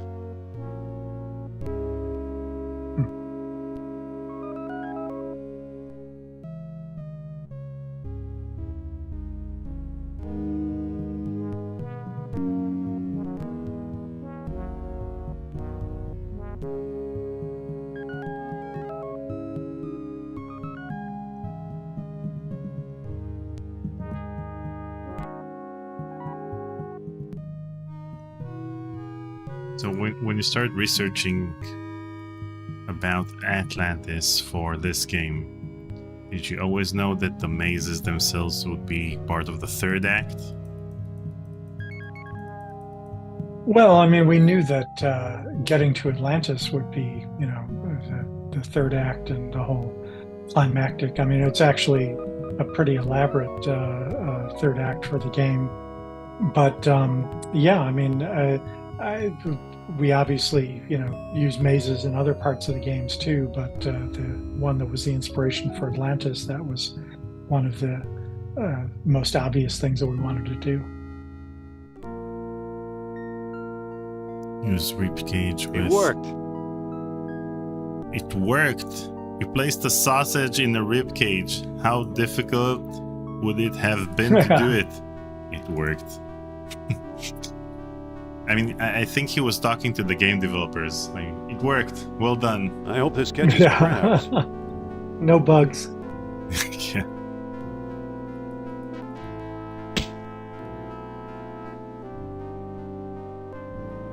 Okay, what part of the rib cage did the snap sound effect? What clutches just closed on the poor crab? That was the sound of the crabs just smacking their claws in frustration. I think that they were Gotcha. caught.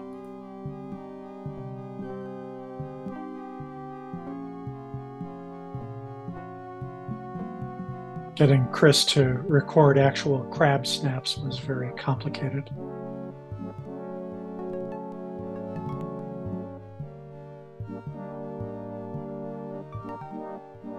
I had a conversation with Julian Kwasniewski, and he talked about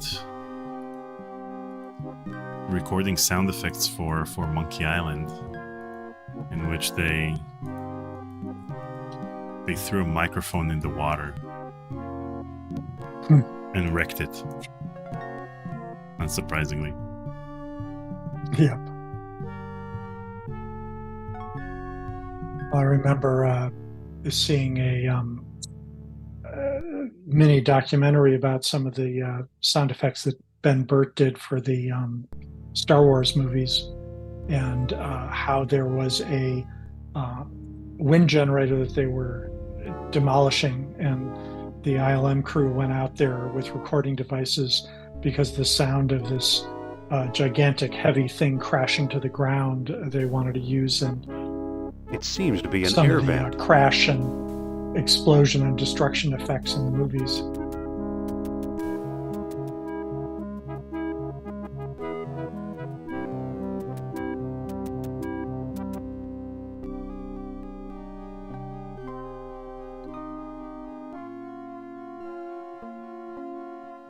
But even the sound effects in movies, even iconic ones like Star Dr. Wars, Jones. it's Don't be- always... You'd think that they'd have a more iconic story of, we worked on it day and night, but it ended up being, okay, we had lunch and we wanted to Let's be see able how to... big. A second.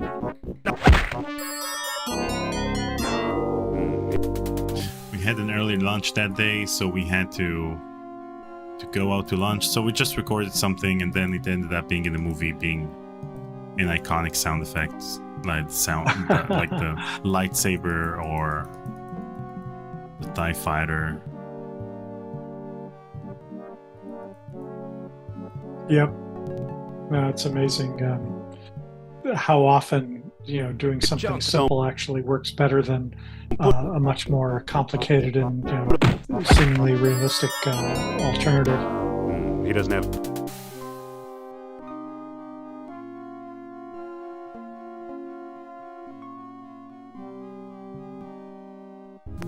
So when I talked to Allo about the iconic Leisure Suit Larry theme, then he said, yeah, my wife was making dinner and she said that it'd be ready in like 20 minutes, and I had to whip up something in 20 minutes, so I created the Leisure Suit Larry theme.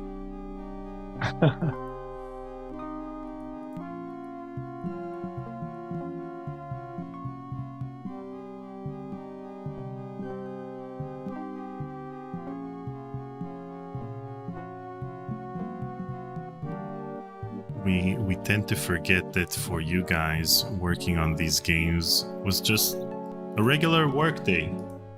So just like we have a regular workday in which we half-ass something just because we want to go out to lunch.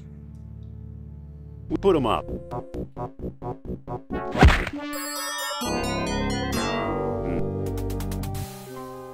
I think if we had known how much attention these games would still be getting, 30 years later, we might have found the energy to put a little bit more time into some of them. But, with all of them, there's a lot going on with any of these games. And, I'm just impressed at little things like the crab in that rib cage occasionally moving around, wanting to get out.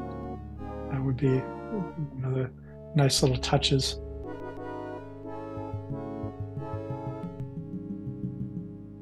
But that's the thing, there's a lot of attention to detail in these games.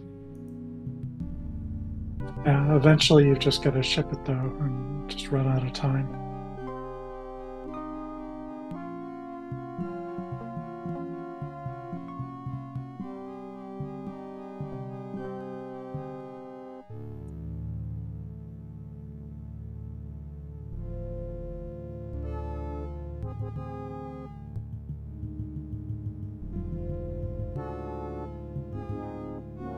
I mean, maybe it's for the best that you didn't know that these games would turn out to be as iconic as they ended up being. Maybe we certainly... Yeah, go ahead. the weight of the responsibility would have made you hinder a few things. That's possible. I mean, the reality is, though, we had no idea, how enduring, Indiana Jones and Fate of Atlantis and the first two Monkey Island games, recently were the top 3 winners in the poll on Facebook. And at the time, when we were doing all the other games we were doing, it would have been, we loved those games, but it would have been hard to predict that they were going to be some of the high points of, all of the graphic adventures that we did. And there was always this sense that, people's favorite might be the last game we did, or, certainly the next one in the series. And working on the Indiana Jones stuff, we always felt a little conflicted, because on the one hand, there's the quality of our game, and we'd like to think that people enjoyed it because of the quality we put into the game. But when you had an established IP like Indiana Jones, then you didn't know how many people would play it just because it was Indiana Jones. And it's nice that we ended up doing a bunch of Indiana Jones games, so we could at least sort of filter out the fact that it wasn't just that because it had Indiana Jones in it, it was going to be, one of our top sellers.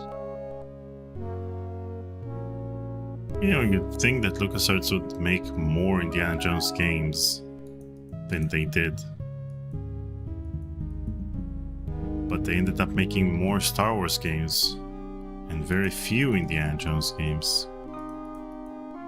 Yeah, I think that was a relative popularity of the franchise. I mean, as popular as Indiana Jones was, Star Wars was more of a worldwide phenomenon.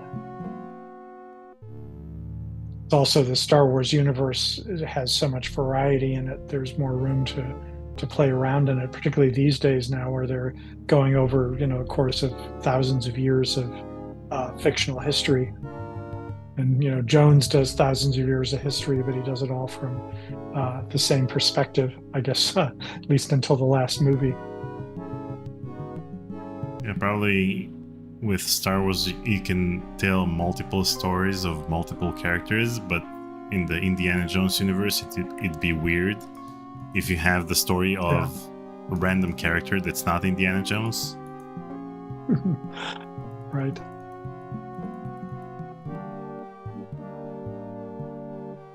Well, that's an interesting point. I wonder, certainly, I'm sure there's been at least fan fiction with that sort of thing, but it's kind of amusing to think of what it would be like to make a game like that.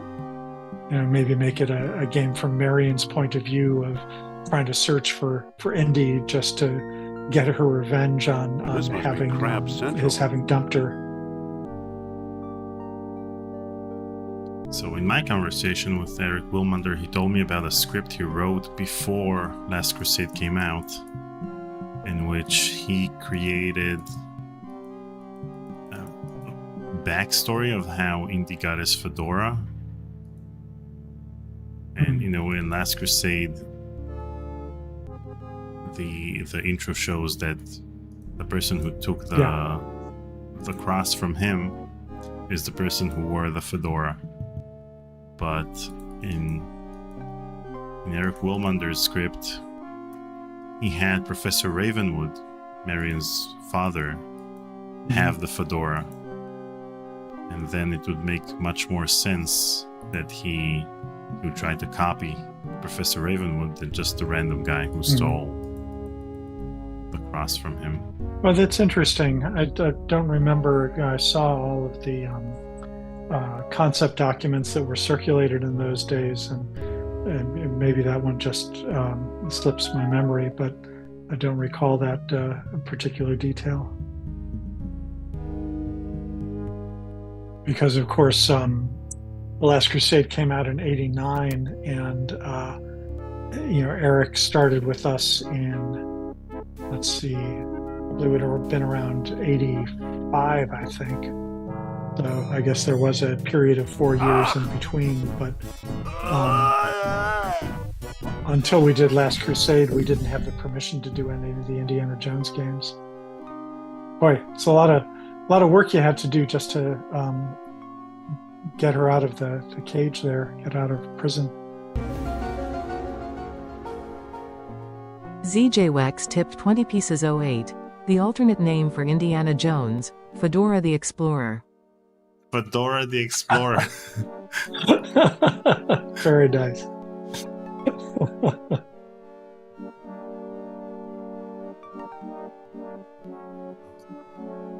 So we saved Sophia. Okay, now.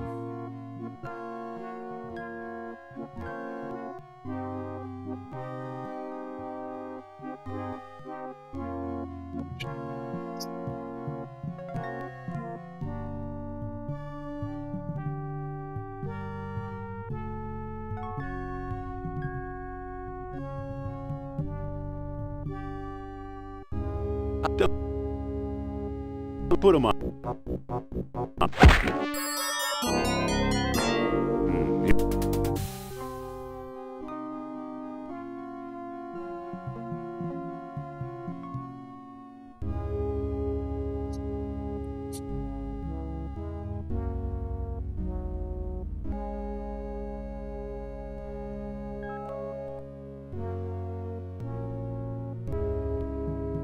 So it wasn't a complicated puzzle, it was just me getting lost. Well, that's part That's of the puzzle 40 itself. that's the 40 hours of gameplay you promised. Yeah, Here's there me you go. getting each and every one of them.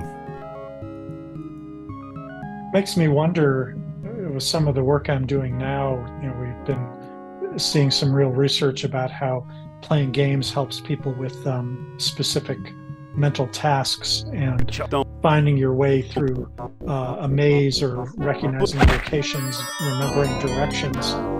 I wonder if we could do a study to see whether people who are really good at the mazes in our games are rarely get lost in real life now, or at least if it's based on landmarks rather than giving them directions.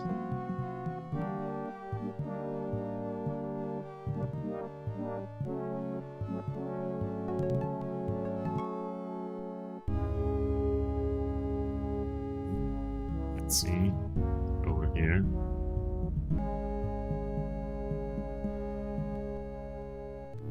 Jones. Wow. They just don't give up.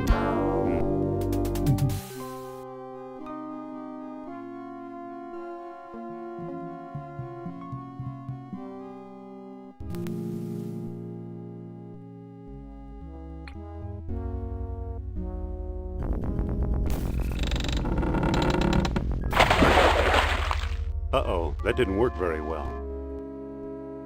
I think.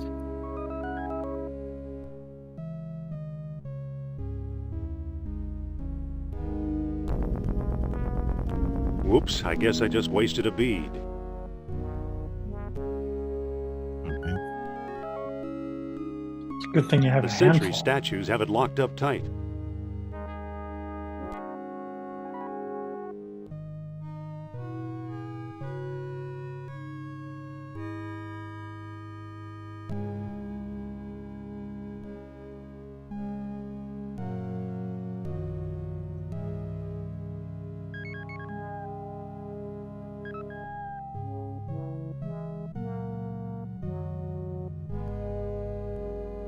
Hey, it's getting hot.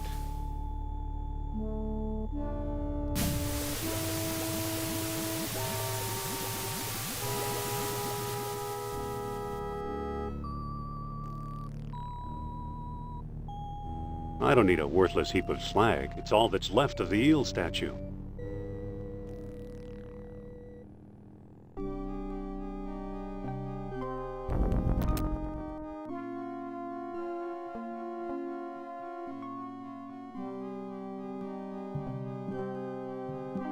Okay.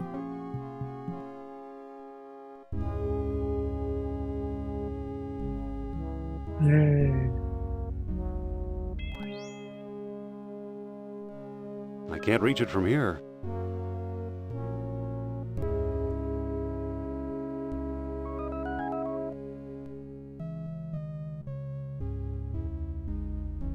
It looks... Sophia? Yes?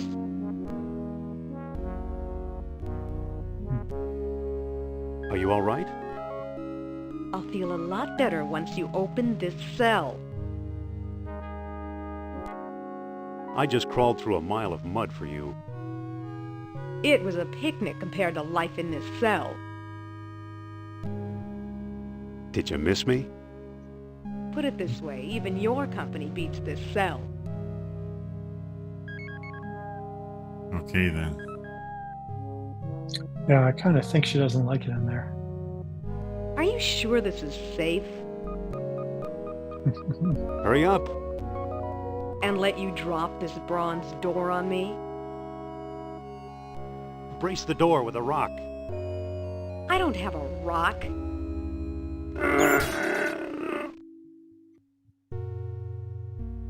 What makes you think this is safer now? Trust me. You I trust, the door I don't.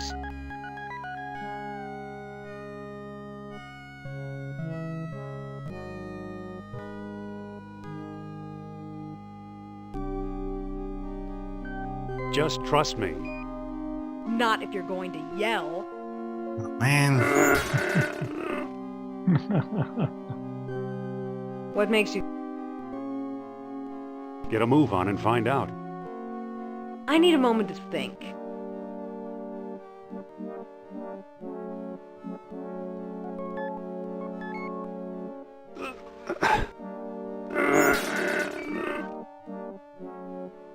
What makes you think...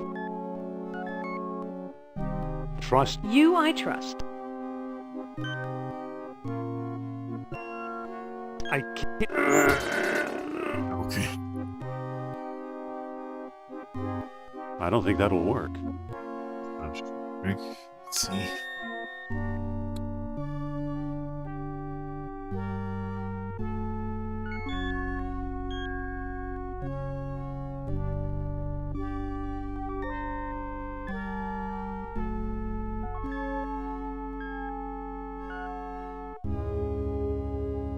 It's too big and cumbersome to do any good.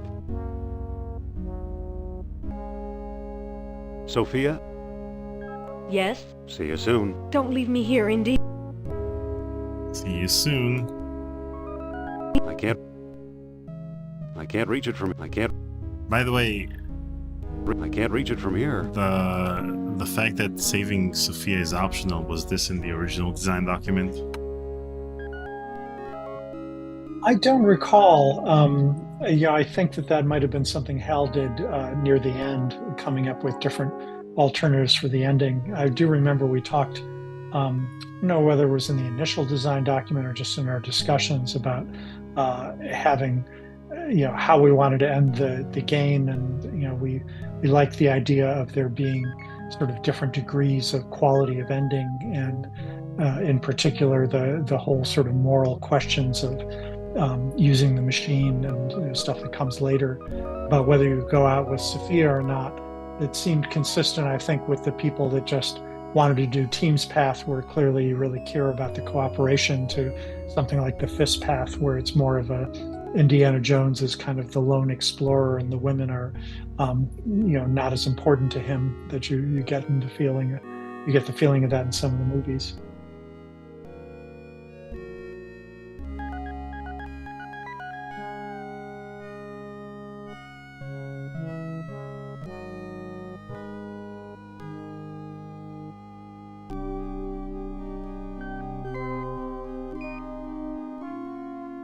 Seems like there should be a rock you should Jones! be able Don't to you offer to dare leave me Sophia here, so she you- can you use that to prop it troglodyte. open.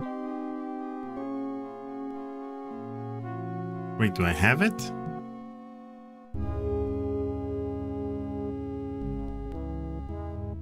Maybe the empty cup?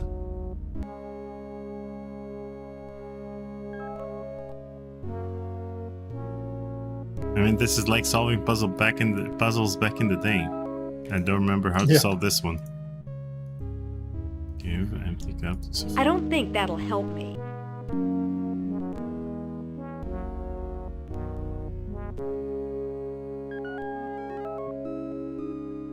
I don't think that'll help me.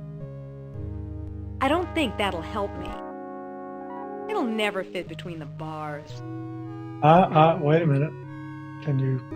That's interesting to one of the things we learned is that if there was a different answer to one of the prompts like that, that it was sometimes a clue that if the you ladder. It'll never fit between the bars. Yeah.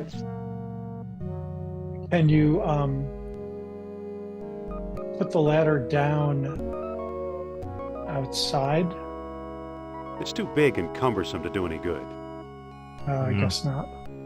It's too big and cumbersome to do No any problem good. fitting inside his pocket, of I don't course. think that'll but work. yeah, other than that,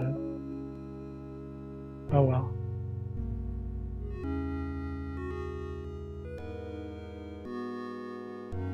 I can't reach it from here.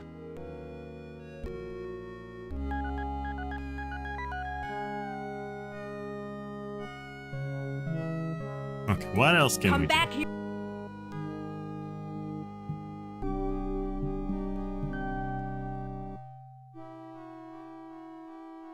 Let's save.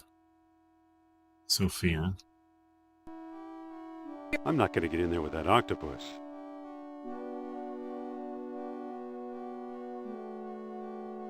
But we have the crab. Use. Mm-hmm.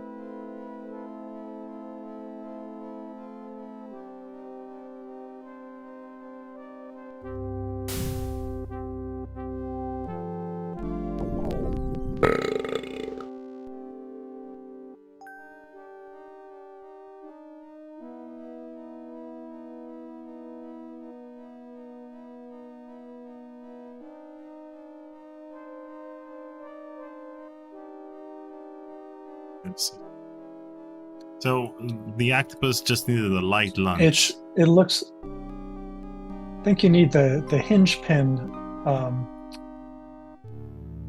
We give Sophia the metal rod. Yeah, someone in the chat said that I need the metal rod, and then said that I don't care about what they say. So here's proof that I do That's care. not big or sturdy enough to help me. The metal rod. What I'm getting is a hinge pin. I'm not sure the hinge pin to what. Sounds like one of the doors you can take a pin off the top of the hinges. Not sure which room. Not that metal. Oh, the one we Come used? back here, Jones. Yes, I think so. Man.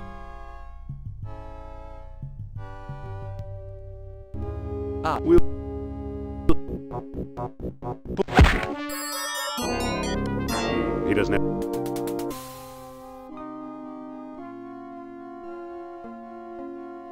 Okay, anyway, I'm going to the canal. Hopefully we'll be able to save I Sophia. can't reach it.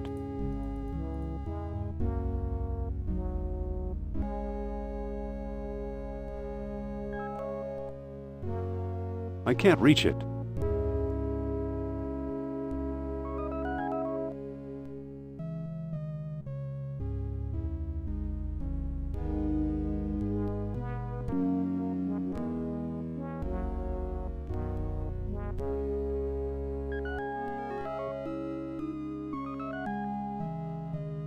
Whoa! This thing's got a motor.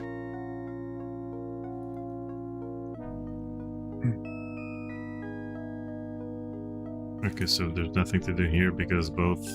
Oh, I need this. There's the spindle. Man.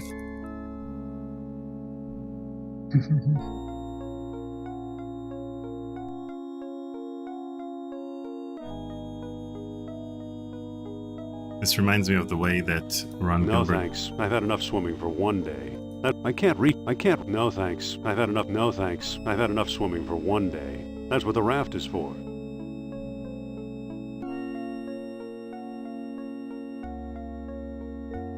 So this is very similar to the way Ron Gilbert described Monkey Island 2, in which he said that every puzzle required you to go through all of the 3 islands as a way to artificially lengthen the game.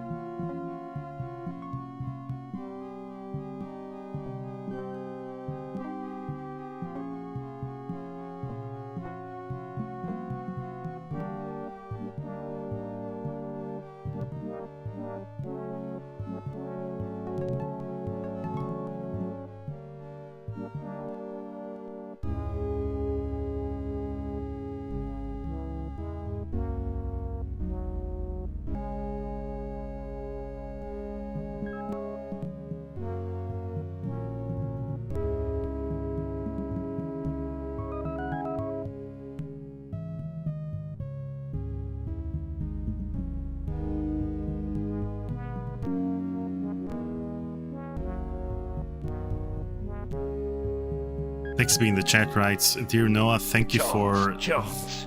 awesome We'll see time it. in Indiana Jones games. Even though I wasn't speaking English at the time, I still had a blast." Let's get this.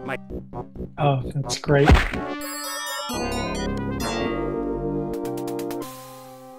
So why do you think that, for people with ADHD, for example, they can focus for hours while playing games, but not focus on anything else? Is it the dopamine hit that you get from games, or is it the achievements, the instant rewards? What do you think it is? I don't know. It's a good question. I think, at least from what little I know about it, certainly not anything official. Oh, by the way, don't you need to use the stones on the spindles here? Isn't Yeah, that the that's way to why I open went those? back to get them. I forgot them in that. Oh, okay. Okay, left them in the other room. Got it. Yeah. What I do know is that people with ADHD need a higher level of stimulation, and it may be knowing that there is always a right solution, which in real life that doesn't always happen. Sometimes there just is no good solution to a problem that you have, but in the games, you can trust that there's always some way to get through it. But that's just a guess as to one reason why it's easier to stay focused on it.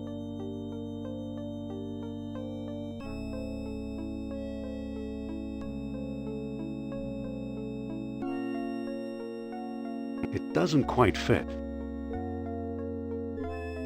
And what I'm seeing in my walkthrough listing here is that the hinge pin that you need to give to Sophia is lands next to the ladder, which is where's the ladder? So it may have been back when you were at the place where you got the ladder in the first place. So there was a metal rod over there? There was it's called the hinge pin, and apparently it falls off when you get in at that point. It doesn't quite And fit. if you pick it up, that's what you need for Sophia later on, so you may need to go back to that entrance. It doesn't quite fit. We're going to get her out anyway. Yeah, we have to save her.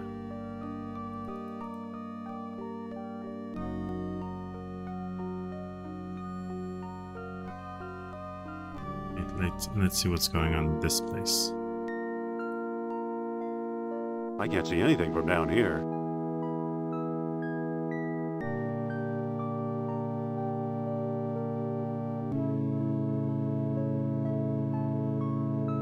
It's closed. It's closed. Now it's broken. Oh, here we go.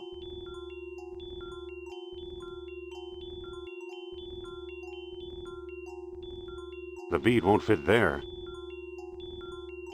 It just spat the bead back out. That won't work. That won't work.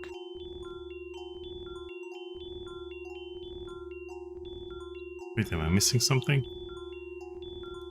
Yeah, I'm missing a part. It looks Nothing like there's happened. 4 pieces, yeah.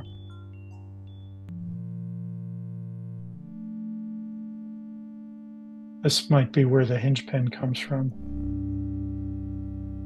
It's debris from the robot.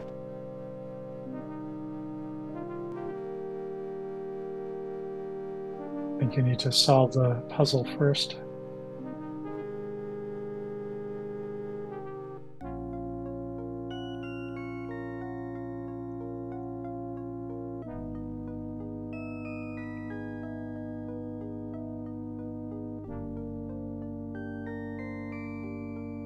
Oh, if only there was an app that would have gamification elements for real life. It doesn't quite fit. Like do your taxes and get an achievement unlocked.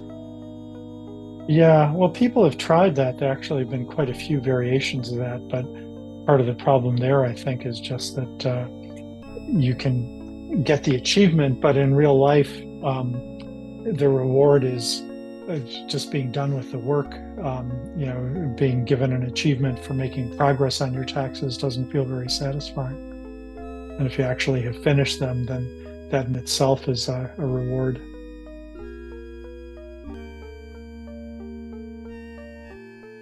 Yeah, but the reward is the virtual achievement. Well, for certain people, obviously hardcore graphic adventure players, that might do it. The real trick would be to build it into the kind of tax payment preparation programs that you have, so that you feel like you're actually, there we go, feel that you're making more progress with your taxes as you go. Well, the achievement would be you not going to jail. Yeah, well.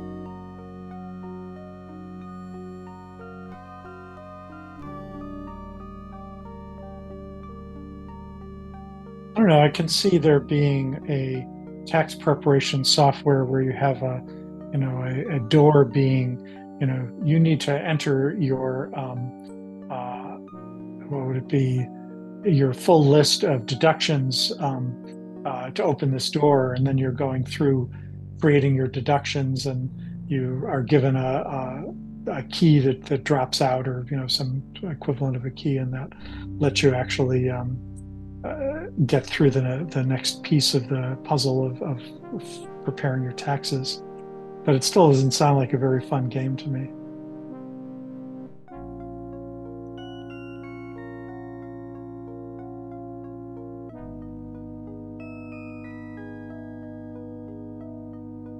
I mean, there are a few to-do list managers that have gamification elements in them, so that you'd be able to have points for completing certain tasks, or completing a number of tasks in a row. Okay. What's this? Aha. There you go. Now, since it's 2024, I'm not gonna write it down in a note. I'm just gonna take a photo. Take a picture.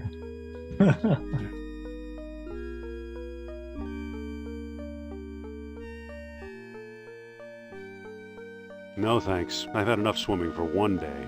That's what the raft is for.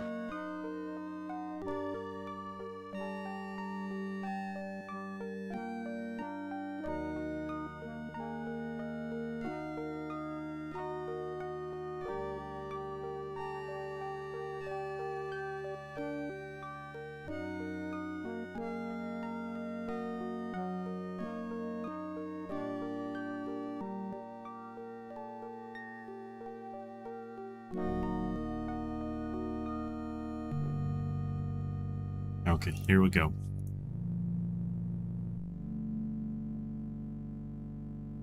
And this game gives you an important life lesson with helping you realize that picking up after yourself is mandatory in order to progress in life. Because I already forgot the moons, the stones themselves back there, and the ladder. Okay, let's see what we have to do over here. Yeah, now it looks like you got all the pieces you need. So I need... That goes in the center, I think. That goes in the center, but... You have to do it in the right order.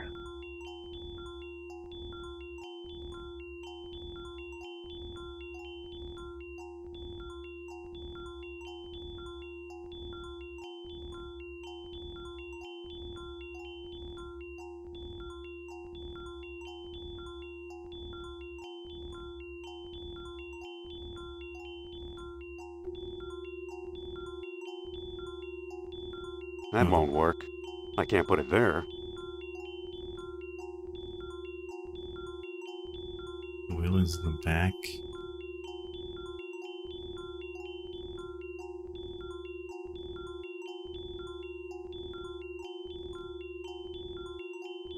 I can't put it there. Try harder. I can't pick it up. I'm already holding something. I can't pick it up. I'm already holding something.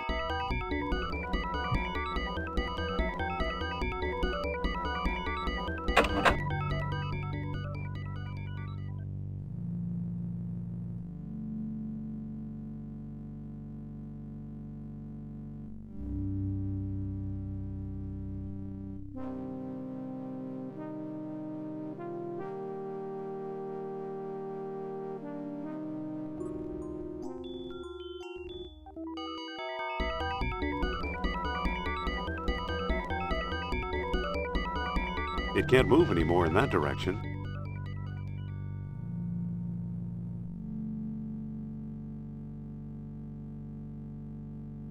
It's a loop of bronze where the arm used to connect.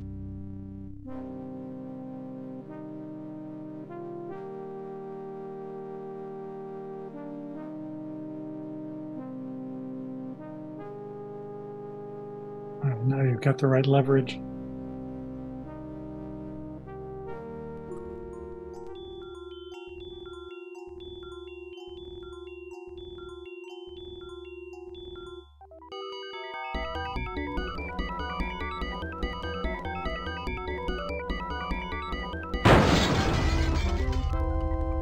Ah, there's the hinge pin. There we go. That's it. Sophia say it. I can't pick that up. Yay. I don't think you need the ladder after that. Let's not risk it. It's always good to, no, it's always good to pick stuff up just in case.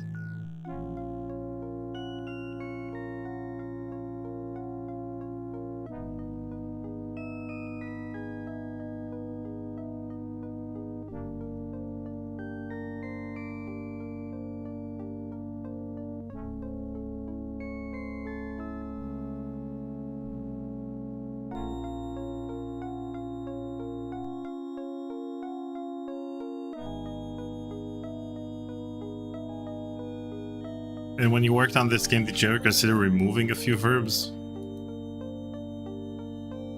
Well, we always talked about, we played with the interface many times, and that was kind of a group discussion, I think, because we often, would use the same version of the Scum engine on more than one game, so we tried to negotiate about it. And it was always a trade-off, because the fewer verbs you have, the fewer permutations of things there are to do, but also the less frustration there is. And This was a hinge. so this I was don't a hinge remember pin that held up. specifically about this.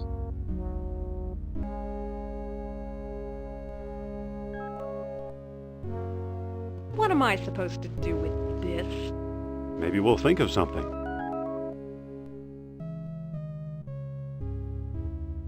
What makes you think this is safer now? I've got a plan. Which is? Brace the cage with a hinge pin. You know, that just might work. There! There, it looks less safe No, than that'd just Indy slug picking you. up the cage Come on, door. Sophia, don't be angry. Angry? I agree. You left me rotting in this hellhole! Well, if that's how you feel, maybe you should stay here.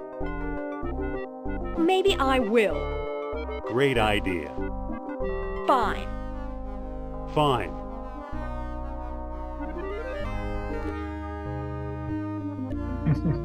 So were these Steve and Colette? What was that? I don't know. Sure. I was, again, Think that was Nur past Absol my maybe, time but- on the project. Is that so? Dangerous fella, that Mr. Sal. Yeah. Well, we better be going. I can't. It's wedged in too tight. I can't reach it.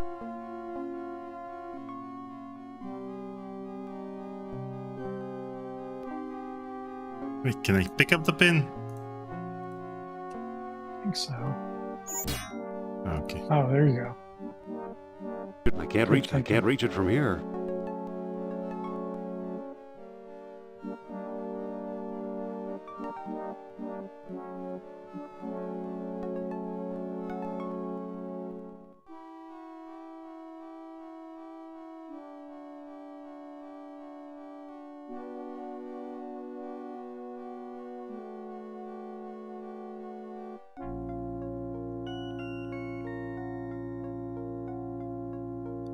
So now that you're playing through the Wits path, what would you change? Or what would, you leave as is? Well, it feels pretty complete to me this way, in that the whole point of it is to have these intricate puzzles with the multiple steps, and that was what the Wits players that we were aiming at really liked. Also, it gave us a lot of opportunity for IQ points for the completist players who, basically just wanted to do everything. Yeah, you've got a good portion of the total, even just having done the one path so far, part way through. But I don't know. I mean, it's always hard to Indy, say, your what obscenity. would you change about things? I think in a lot of cases you really need to listen to what people are unhappy with, and whether there were parts of it that they felt were just not a lot of fun. In fact, case in point, I think I don't remember whether we had thought about the double clicking at that point yet to, zip around from one place to another. Or whether we did think about it and just rejected it because we wanted there to be more time for gameplay. But certainly, I think objectively, overall, the game would be better with it. So you didn't have so much time walking around in Atlantis. But as far as the puzzles go, I mean, the whole point of the Wits Path is to have lots of really complex puzzles, and I think a lot of them are arranged pretty well in terms of being able to yield to the logic that you use in these types of games, and just trying everything in different ways. So I don't know. I don't have anything in particular I'd change. I mean, I'd personally probably change some of the dialogue, but Hal did the writing for this game, and he and I have written for games that we've done since then, and we've just got different styles, and he has a lot more writing experience than I do. So I'm sure any kinds of changes I wanted to make would likely not be ones that he would agree to. So I don't know. I think it's hard to go back and suggest to do it differently in a case like this where so many people really love the game. Here, I sense his presence. Hold on a minute. Where exactly is he? Right around the corner, I'm sure of it. Show me. All right, prepare yourself and follow me. Oh, for crying out loud.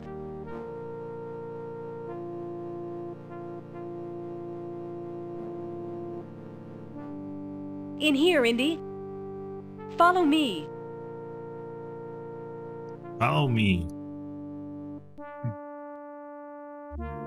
Ah, Dr. Jones. Welcome to my humble abode.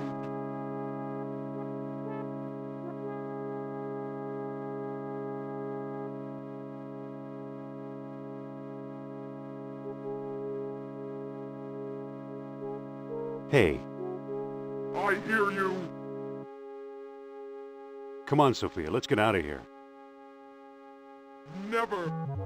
I'm staying right here with the spirit who guides my thoughts.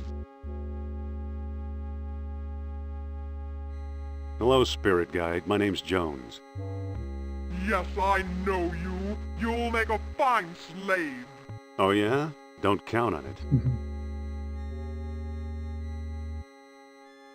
Are you coming with me or not? I'm not going anywhere.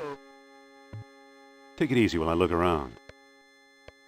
Take your time. I'm not going anywhere.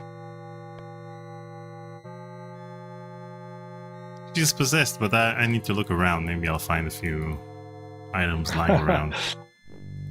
Yeah, well, I mean, it's just one of those things that you have to do, that you can't have the game slow down by having to move both of the characters all the time. So let Jones Atlantean go off on his graffiti. own for a while.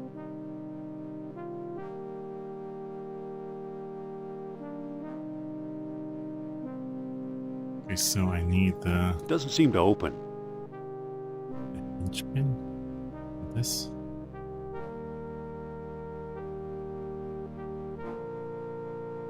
That doesn't seem to work.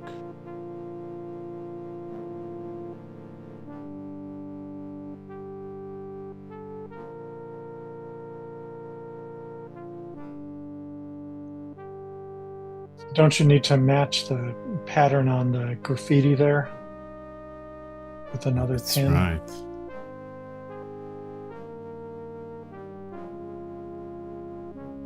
Wait, let's see if this helps. I can't move it. I can't move it.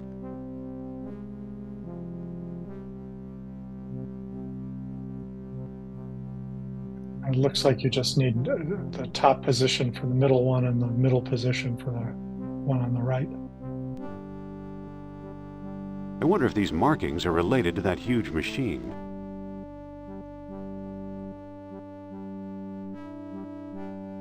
Okay, so the middle. Middle needs to go all the way up. And this yeah, one. that one's in the right place, yeah.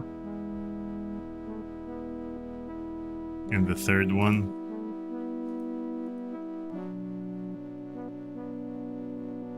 Well, that one goes up. There you go.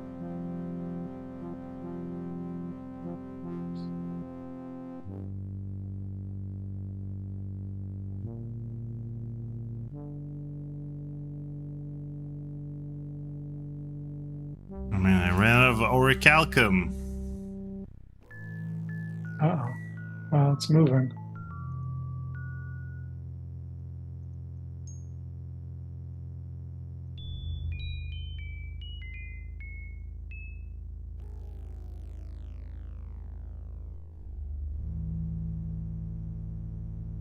Wait, so in order to make orichalcum, I need lava from the lava room. And then, Oh, no. jeez, what have you done, Noah? Sorry. No thanks. I've had enough swimming for one day. That's what the raft is for. This is our problem when we try and cheat the 40 hours of gameplay by getting through it faster.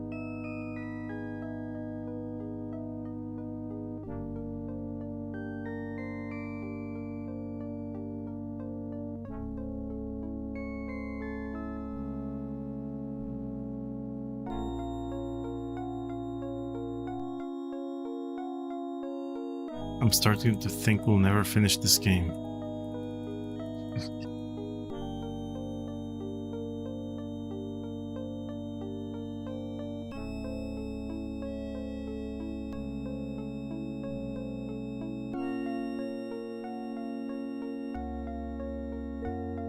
Spoke with from the statue.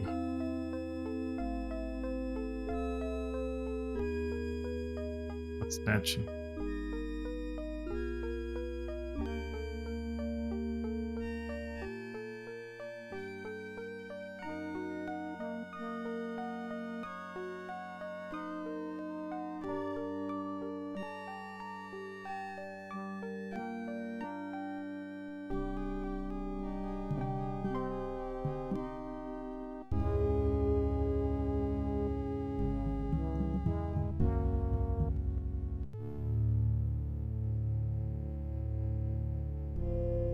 This one.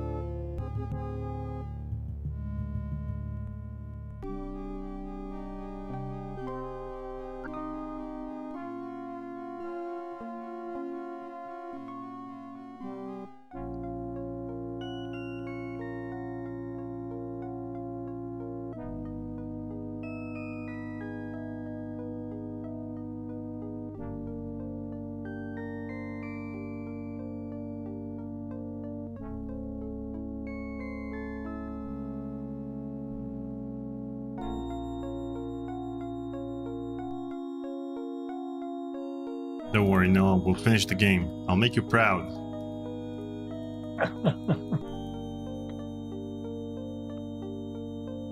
And we'll soon find out if the battery of the AirPods can hold 4 hours. Oh, good point. I just wish I could think of some other interesting tidbits to share with your listeners. I don't know if anybody has any questions they want to ask through your chat channel.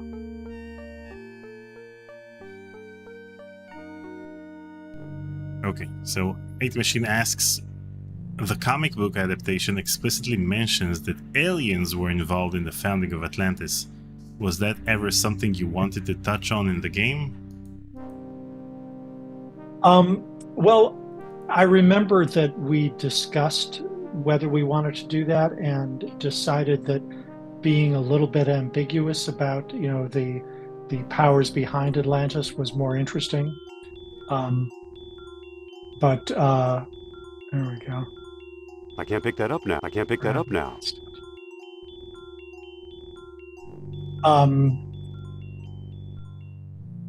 And the folks at who wrote the comic book version based on what Hal and I had come up with, had a lot of their own ideas. Hal dealt with them primarily, but I remember him being a little frustrated that they wanted to put their own stamp on it, have their own ideas. I don't remember specifically whether aliens was part of it or not, but I think both of us felt a little bit like Aliens was pushing it a little too far for Indiana Jones, that it felt that, at least in the movies, the supernatural was the better explanation for it all. And we debated about Aliens, and Hal had been the ghostwriter, co-ghostwriter on Close Encounters of the Third Kind, so he certainly had plenty of experience with writing about aliens and the kinds of stuff that they might do on Earth. But at least as far as I remember, that was more the Dark Horse folks that insisted on doing that. So maybe the aliens plot was rejected because George wanted to use it himself. Yeah, George really wasn't that involved with those kinds of decisions. He participated briefly in some discussions about the game, but it was almost all a matter of just giving us free rein to kind of do whatever we wanted, not to censor it. And I don't think, just as with the novelizations and stuff, he just didn't consider it to be canon. And if we did something, he didn't mind contradicting it in the movie, because he felt that would be the only way that people would really believe in it. Yeah, but apparently he wanted to use aliens for Infernal Machine, and they didn't allow him. Oh, I hadn't heard about that, but it was long after I'd left. I think over time, as the games started to gain in popularity and they realized that it was getting to be more significant. They put in a little bit more attention, but certainly in the early years when I was there, George wasn't particularly involved. Stephen was much more excited about the gameplay that we did, but he wasn't. That looks much better.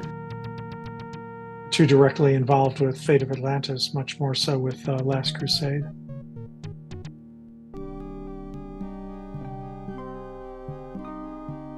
I mean, it makes sense when you say that, aliens shouldn't be the answer to the supernatural elements that we have in Indiana Jones. And then George goes and creates an entire movie about aliens. Yeah, well. But we saw the public reaction to that wasn't very positive, so. Well, it's a good thing that Dial of Destiny came out, because now the public reaction to Dial of Destiny is that Crystal Skull was better. Yep. Well, it's like you said, of remembering playing these games as a kid. I think people who saw Crystal Skulls as a child and were less discerning about the storytelling in it are likely to have fonder memories of it over time. Okay, another question. What system was Fate of Atlantis made for in mind? I presume PC. Yeah, well, at the time Fate of Atlantis came out, PC was by far the biggest market, so that was definitely the main one people cared about. And I frankly don't even remember, how many other, machines it was made for, and how many systems it came out on at the time. I think there was more concern about doing the talkie version at first, and then getting the translations into all the other languages, and those were more of the way that games were marketed in those days. Unfortunately, when the Amiga didn't take off, the PC really became the primary machine, and sometimes a Mac version, but that also wasn't very popular for gameplay at the time.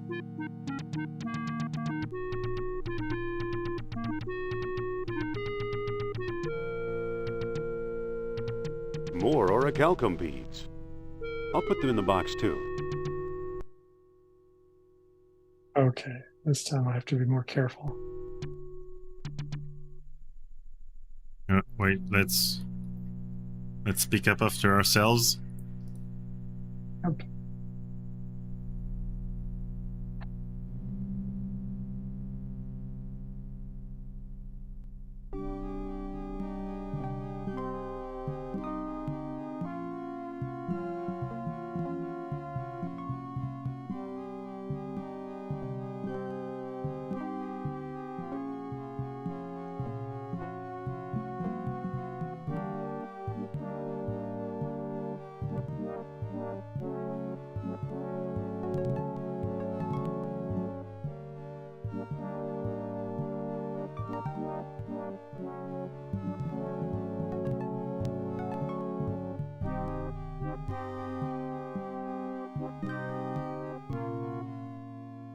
It's funny, it always felt to me like LucasArts didn't put that much attention to the Mac players market until Aaron Giles started working on the Mac ports.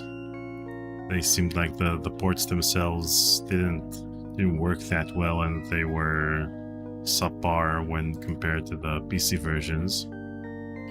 But for some of our viewers, the Mac versions were the way for them to find out about these games.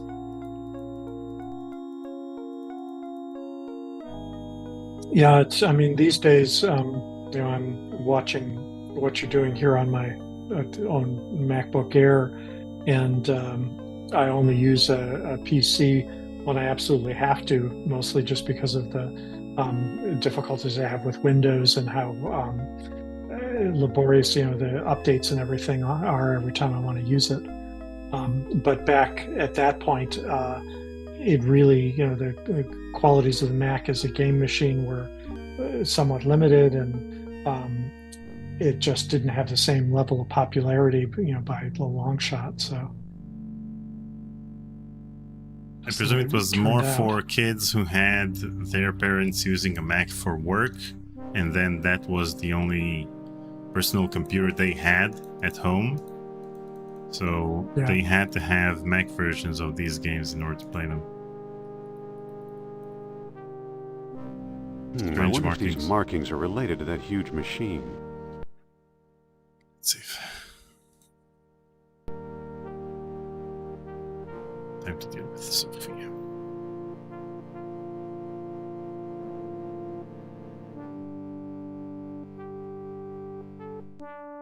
Hey. Why are you acting like this? Acting You sound like you're possessed. possessed? By what? By that stupid necklace of yours. Possessed by a bronze trinket? And you call yourself a scientist?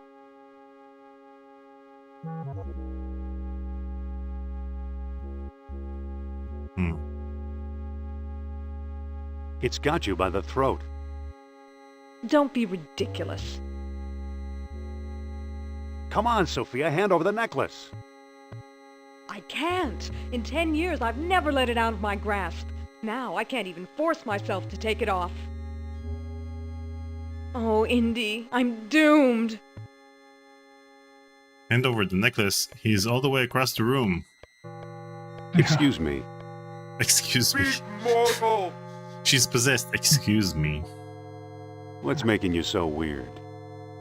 What do you mean? Charles?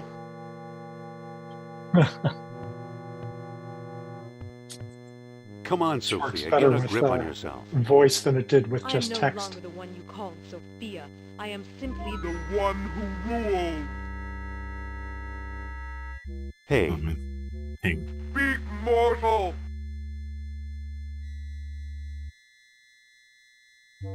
pull yourself together, will you? What do you mean? Charles? Let me talk to the mortal woman. Make it quick. The time for human frailty is past. I think your necklace is driving you nuts. That's absurd. For the first time in my life, my mind is perfectly clear. Wise up, Sophia. Throw the necklace away. No, Nurab Sal wouldn't like that. Excuse me. Knock it out for the excuse me. Take it easy. Yeah. Okay.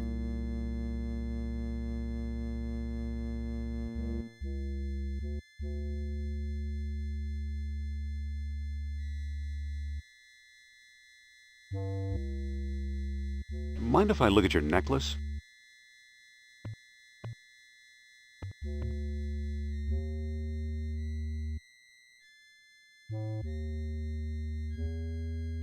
Ah! Ow!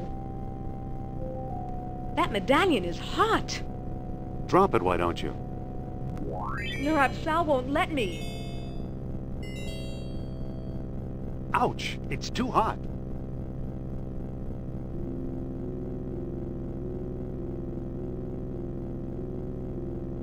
No! Sorry, Sophia. So long, Nurab Sal.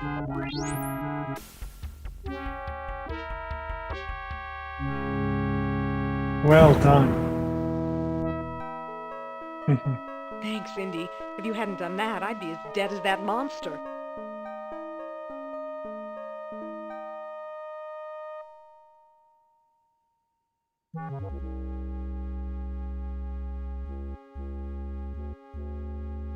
Back then, when you had to create demos for the games while you were at LucasArts, did you ever take part in the creation of one of these demos? Not for graphic adventures that I recall. Well, did we do something for Last Crusade? It was never really something that was central to what I did. I did work on some of the demos for the flight sims, I believe. I'm not going. But the last game that I did any significant amount of coding for was Last Crusade. And Ron and David were and still are today much better programmers than I am. So when it came to the demos, those were mostly a matter of taking the existing game and assets that we had and doing some kind of smaller version of it. And if I recall, Ron was the one who did that more often than anyone else. I don't know who it was on Hal's team that would have done it for this game. And it's I'm sure interesting there are that, a lot of dead people in Atlantis. yeah. It's interesting that a lot of these demos have a lot of unused characters, unused backgrounds. It seemed like you just bundle the game in its current status, lock a few rooms, and change the code a bit, because everything would be in that particular demo. Didn't think that people would actually try to. Yeah, there's no reason to actually take it out. I mean, these days, obviously, people are going through all that stuff and finding out the details, but at the time, that wasn't a factor.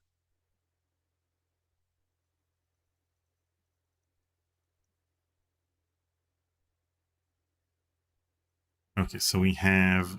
It's a bronze rod, probably a king's scepter. The scepter, and we have...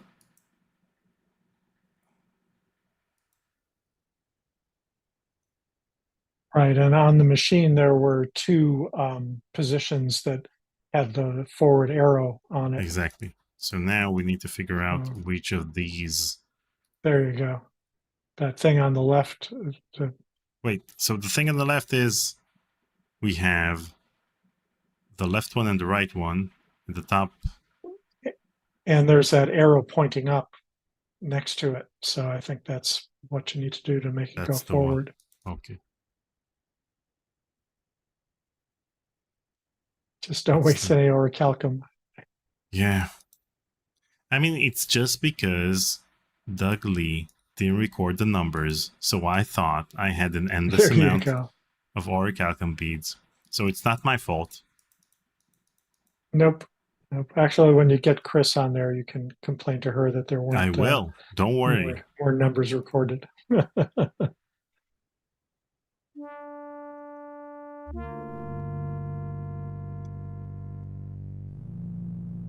My main point of complaint to most of the people I interview is the fact that they hated working on the dig.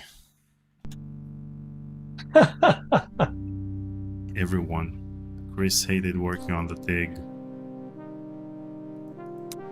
Yeah, I often think I had probably the most fun of anybody working on it because I was the first one to play with it, and I got the most face time with Spielberg because of a result of that.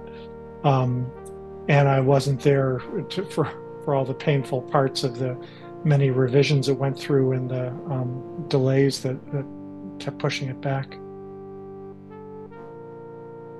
Going up? I'll wait down here. Suit yourself.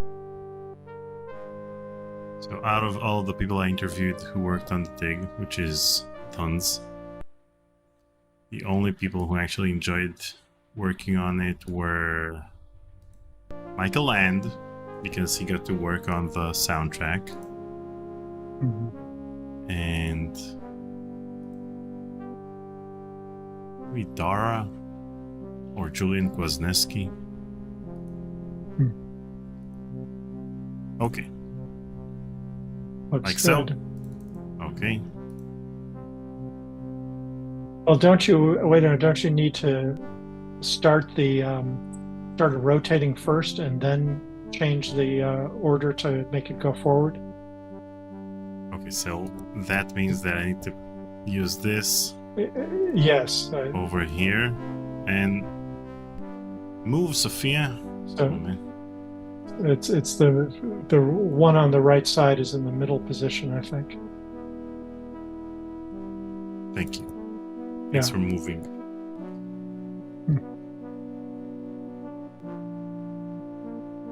Okay, so we have middle and up, and then up and up. So let's use the up and up first.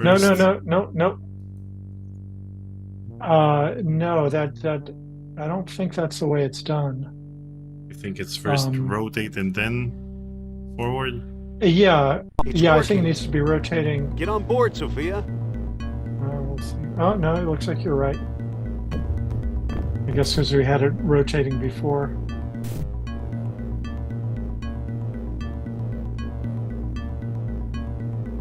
And then you need to pick it up. And then place this over here. This was over here. This was over here. There you go.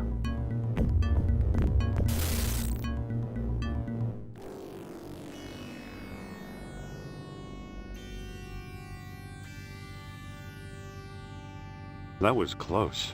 Oh my Too gosh, close. I thought they were goners. Yeah. Even though it's This the is same. a particularly... Go ahead.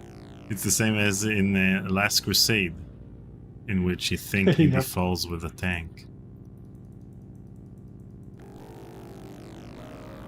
I like Get that close, overhead kid. This view could be though, and dangerous. all the glowing lava.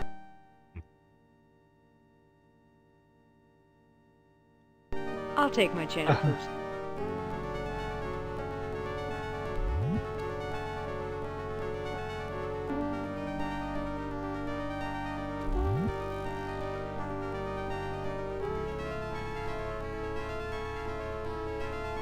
Wait, I'll take a photo of the...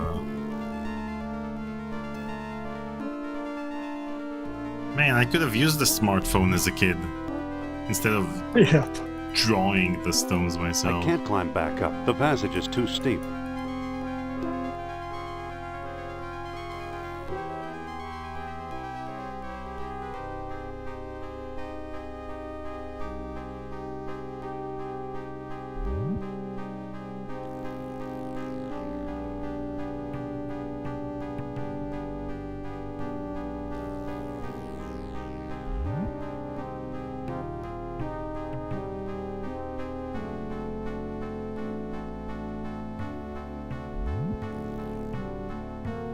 Whoops!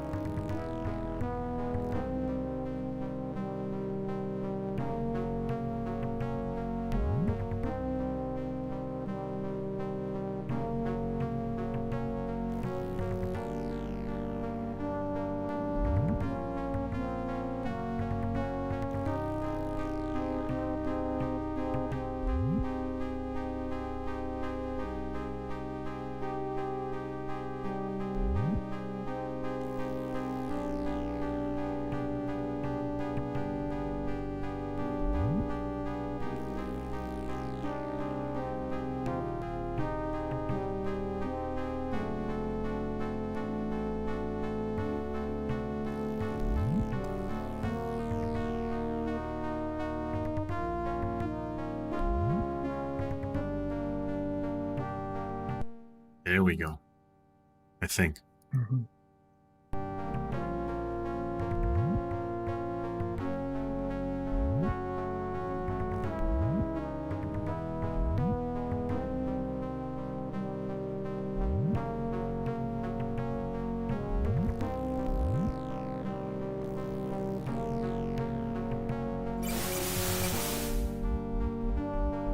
Are you coming? Hold your horses.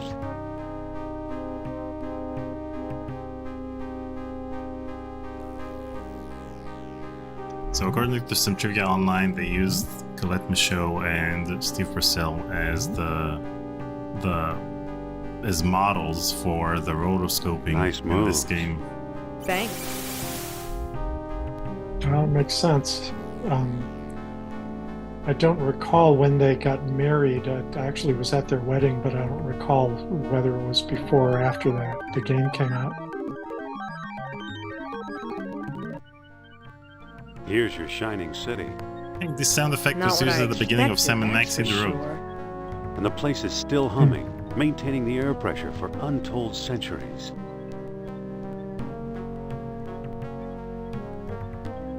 Yeah, Hal and I had several discussions about the practical ways of, keeping a city surviving underwater all that time, and we obviously took a lot of liberties, but with orichalcum, anything is possible.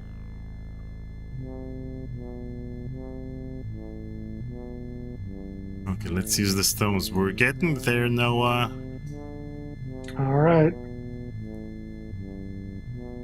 I'm just grateful you got Sophia with you with Norab Sal banished. That was the scary part.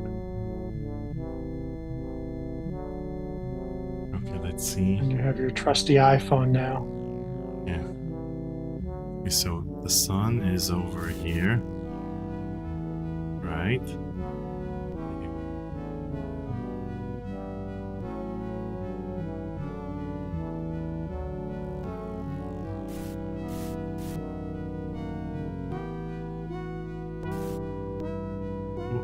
I think my trusty iPhone failed me.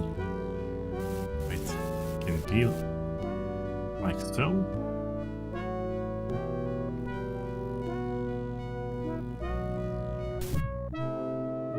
That didn't do anything.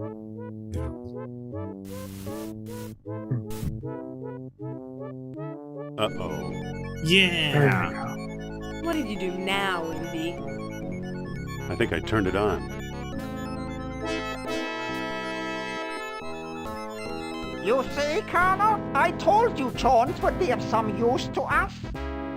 Kerner, I knew I smelled a rat. All I smell, Herr Jones, is your fear. Don't move. Mein Gott, how beautiful!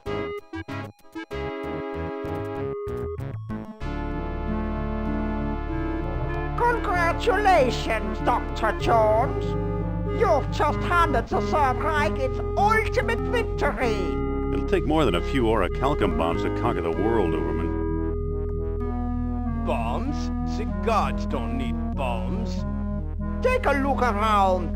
What do you think this astonishing machinery was used for? Holiday barbecues? Wrong. As Plato himself well knew, this was a factory for manufacturing higher beings. While you've been wandering around, we've been stockpiling orichalcum. And now we have all we need.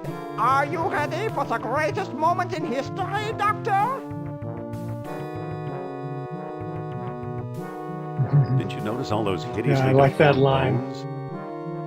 Experiments gone awry. Unworthy slaves sacrificed in the name of knowledge. Progress has its price, you know. Maybe they were all too human, like you. Subhuman, you mean? They were destroyed by their physical imperfections when they bathed in the awesome power of this device. Fortunately, we suffer from no such imperfections. I think the heat in here has cooked your cabbages. Scientific discoveries belong to the bold, Jones. That's something you, of all people, should understand. You really believe in this godhood business? Why not? As a god, I shall know everything, be everywhere, rule everyone. We both shall rule, Herr Doctor. Eh? Don't be silly, Colonel. You're not prepared for this. We shall see.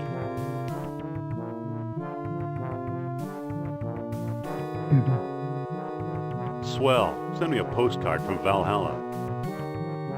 One more step and you'll get there first. You can't leave now. We're just beginning our experiment. Don't let me stop you.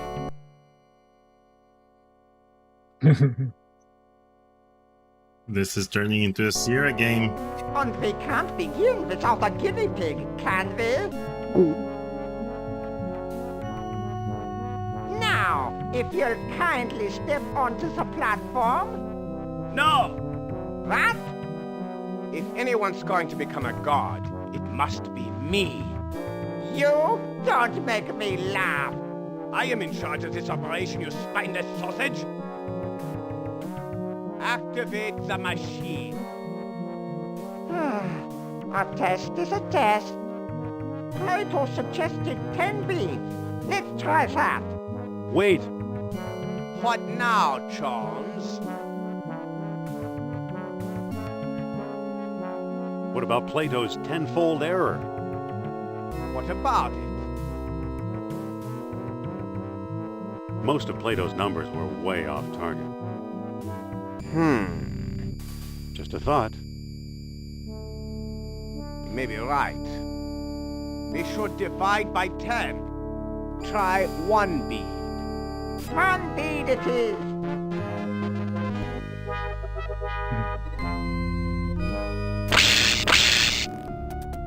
Himmel! It's working!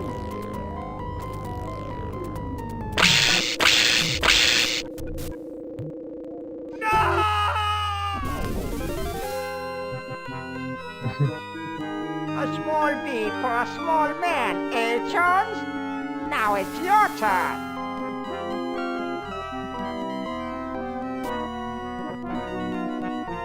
No thanks. Godhood's for egomaniacs like you. Move, unless you want my men to move you. That's better.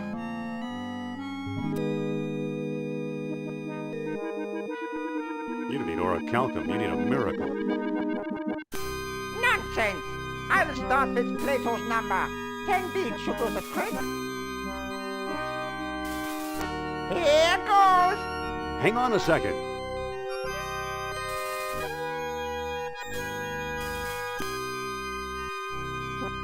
Let's talk this over.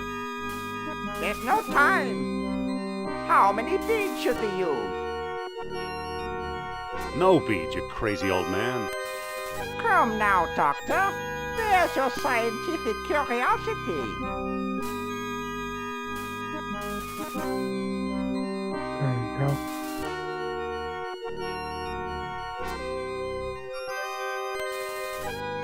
Please, Professor, don't make me do this. Look on the bright side. You'll be leaving your cares behind.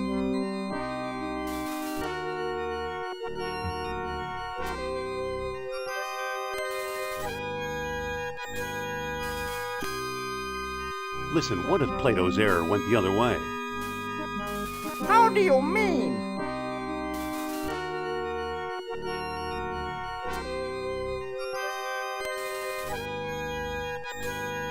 You can't buy Godhood for a couple of beads. All right, Jones. You decide. How many beads should we use? No beads. Forget your stupid obsession. Really, Dr. Jones, get a grip on yourself.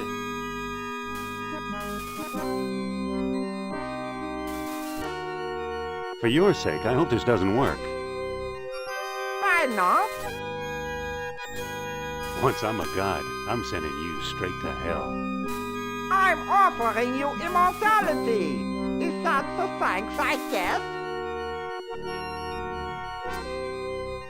Ever hear the term angry god? Wait till you see me. Hang on. Perhaps I haven't thought this through. You want to go first. You're scheming against me in spite of my generosity. Well, So, you won't get in a moment there'll be an that animation. thing. I don't know if you Stand know, aside, but Jones. the animation is mouthing F Sierra. 98. I had no idea. So let's save and you'll see it. Okay. F Sierra. 100 beats. Prepare to feel my wrath. Okay, so now that it turns into a face, then you'll see that it's mouthing F-Zero. Okay. Sorry, I never heard that one. Mike Stanley told me that one.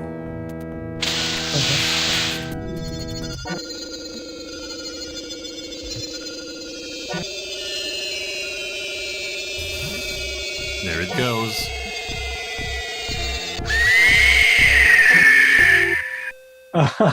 Okay. That's great. Indy! Follow me, I Sophia. can just see that.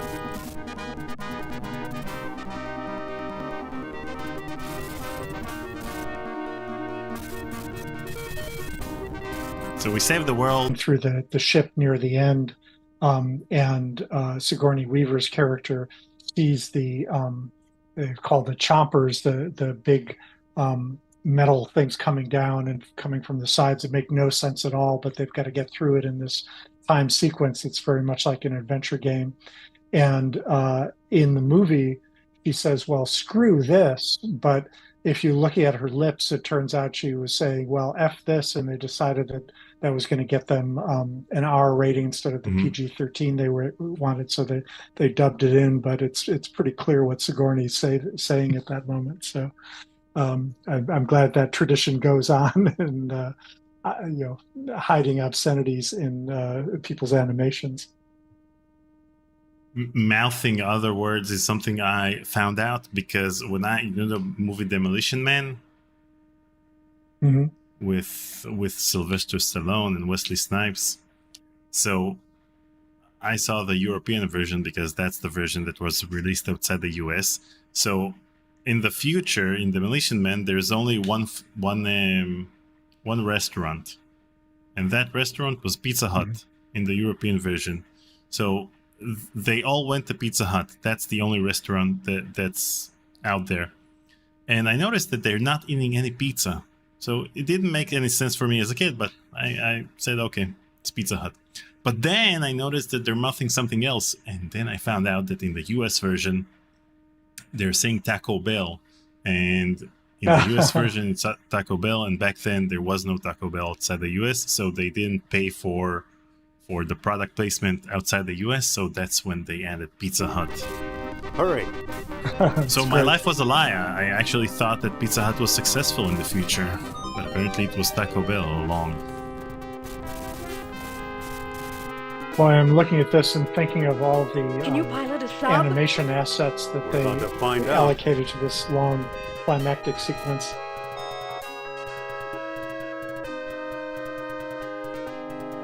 Just like the animation at the end of Loom that Ken Mackin created the effect for.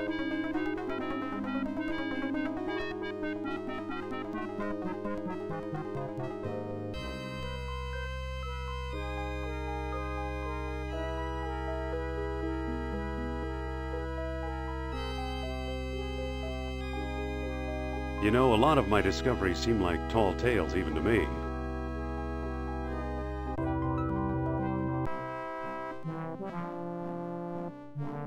Wait, let's see. I also like the angle of the shot reminds me of Hal and his movie making background. Just having them off to the side and having the sunset in the distance. It's very much the kind of thing he would have specifically come up with.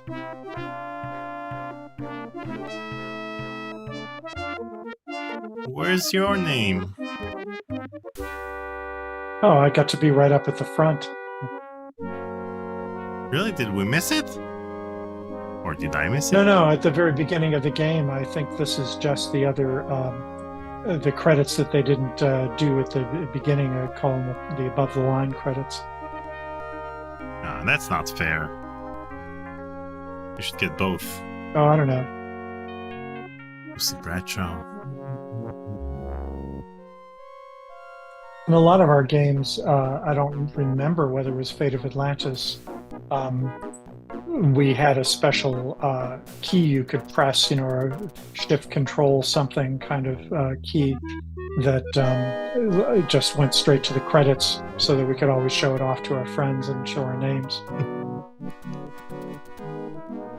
Okay. Well, this was magnificent. This was, truly a dream come true to play this game with you. And now that we completed the Wit's Path, and this was the first time you played the Wit's Path. Did you ever play the Fist Path? No, and I frankly, aside from some of the little mini games in the Fist Path, I'm not all that interested in it. I've seen a lot of it on YouTube and just watching not full playthroughs, but just some pieces of it. And it's one of those things. Fuel tipped 25 Sorry, pieces of 8. Congratulations. Great stream, gentlemen. Looking forward to the next one. Have a nice weekend. Thank you. Yeah, so Thank you very much. Oh, what was I saying? Sorry about that. Sorry, lost my train of thought there. We can watch it's also the stream. A little. Oh, just that was actually that. Thank you. You put me back on track. I would watch just some of the YouTube videos of people doing some of the mini games in the Fist Path, and I saw enough of it, and also had demos from friends showing me pieces of the game after it was completed that played one of the paths that I didn't play. So I think my curiosity is satisfied. But as with I think musicians there are a lot of actors that refuse to see a movie that they acted in because they don't want to live through seeing their performance and critique it.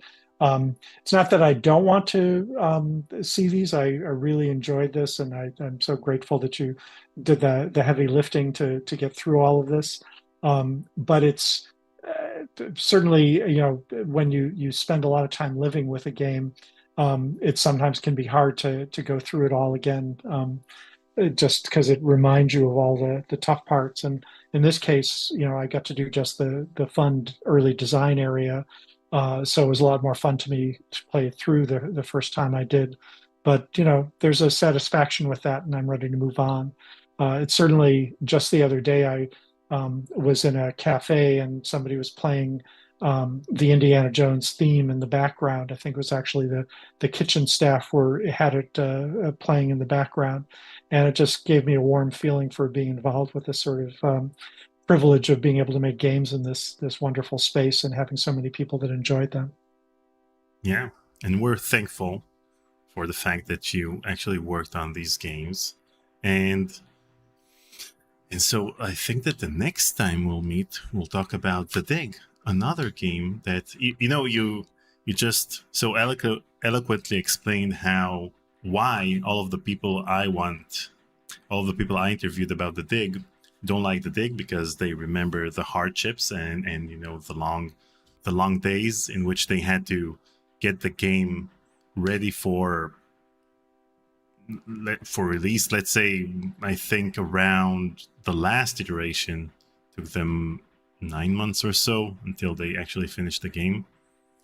So hopefully, given the fact that you worked on the first version of the game and you always consider the design part the most interesting part and the less tedious part, so hopefully you'll have fun talking about that as well.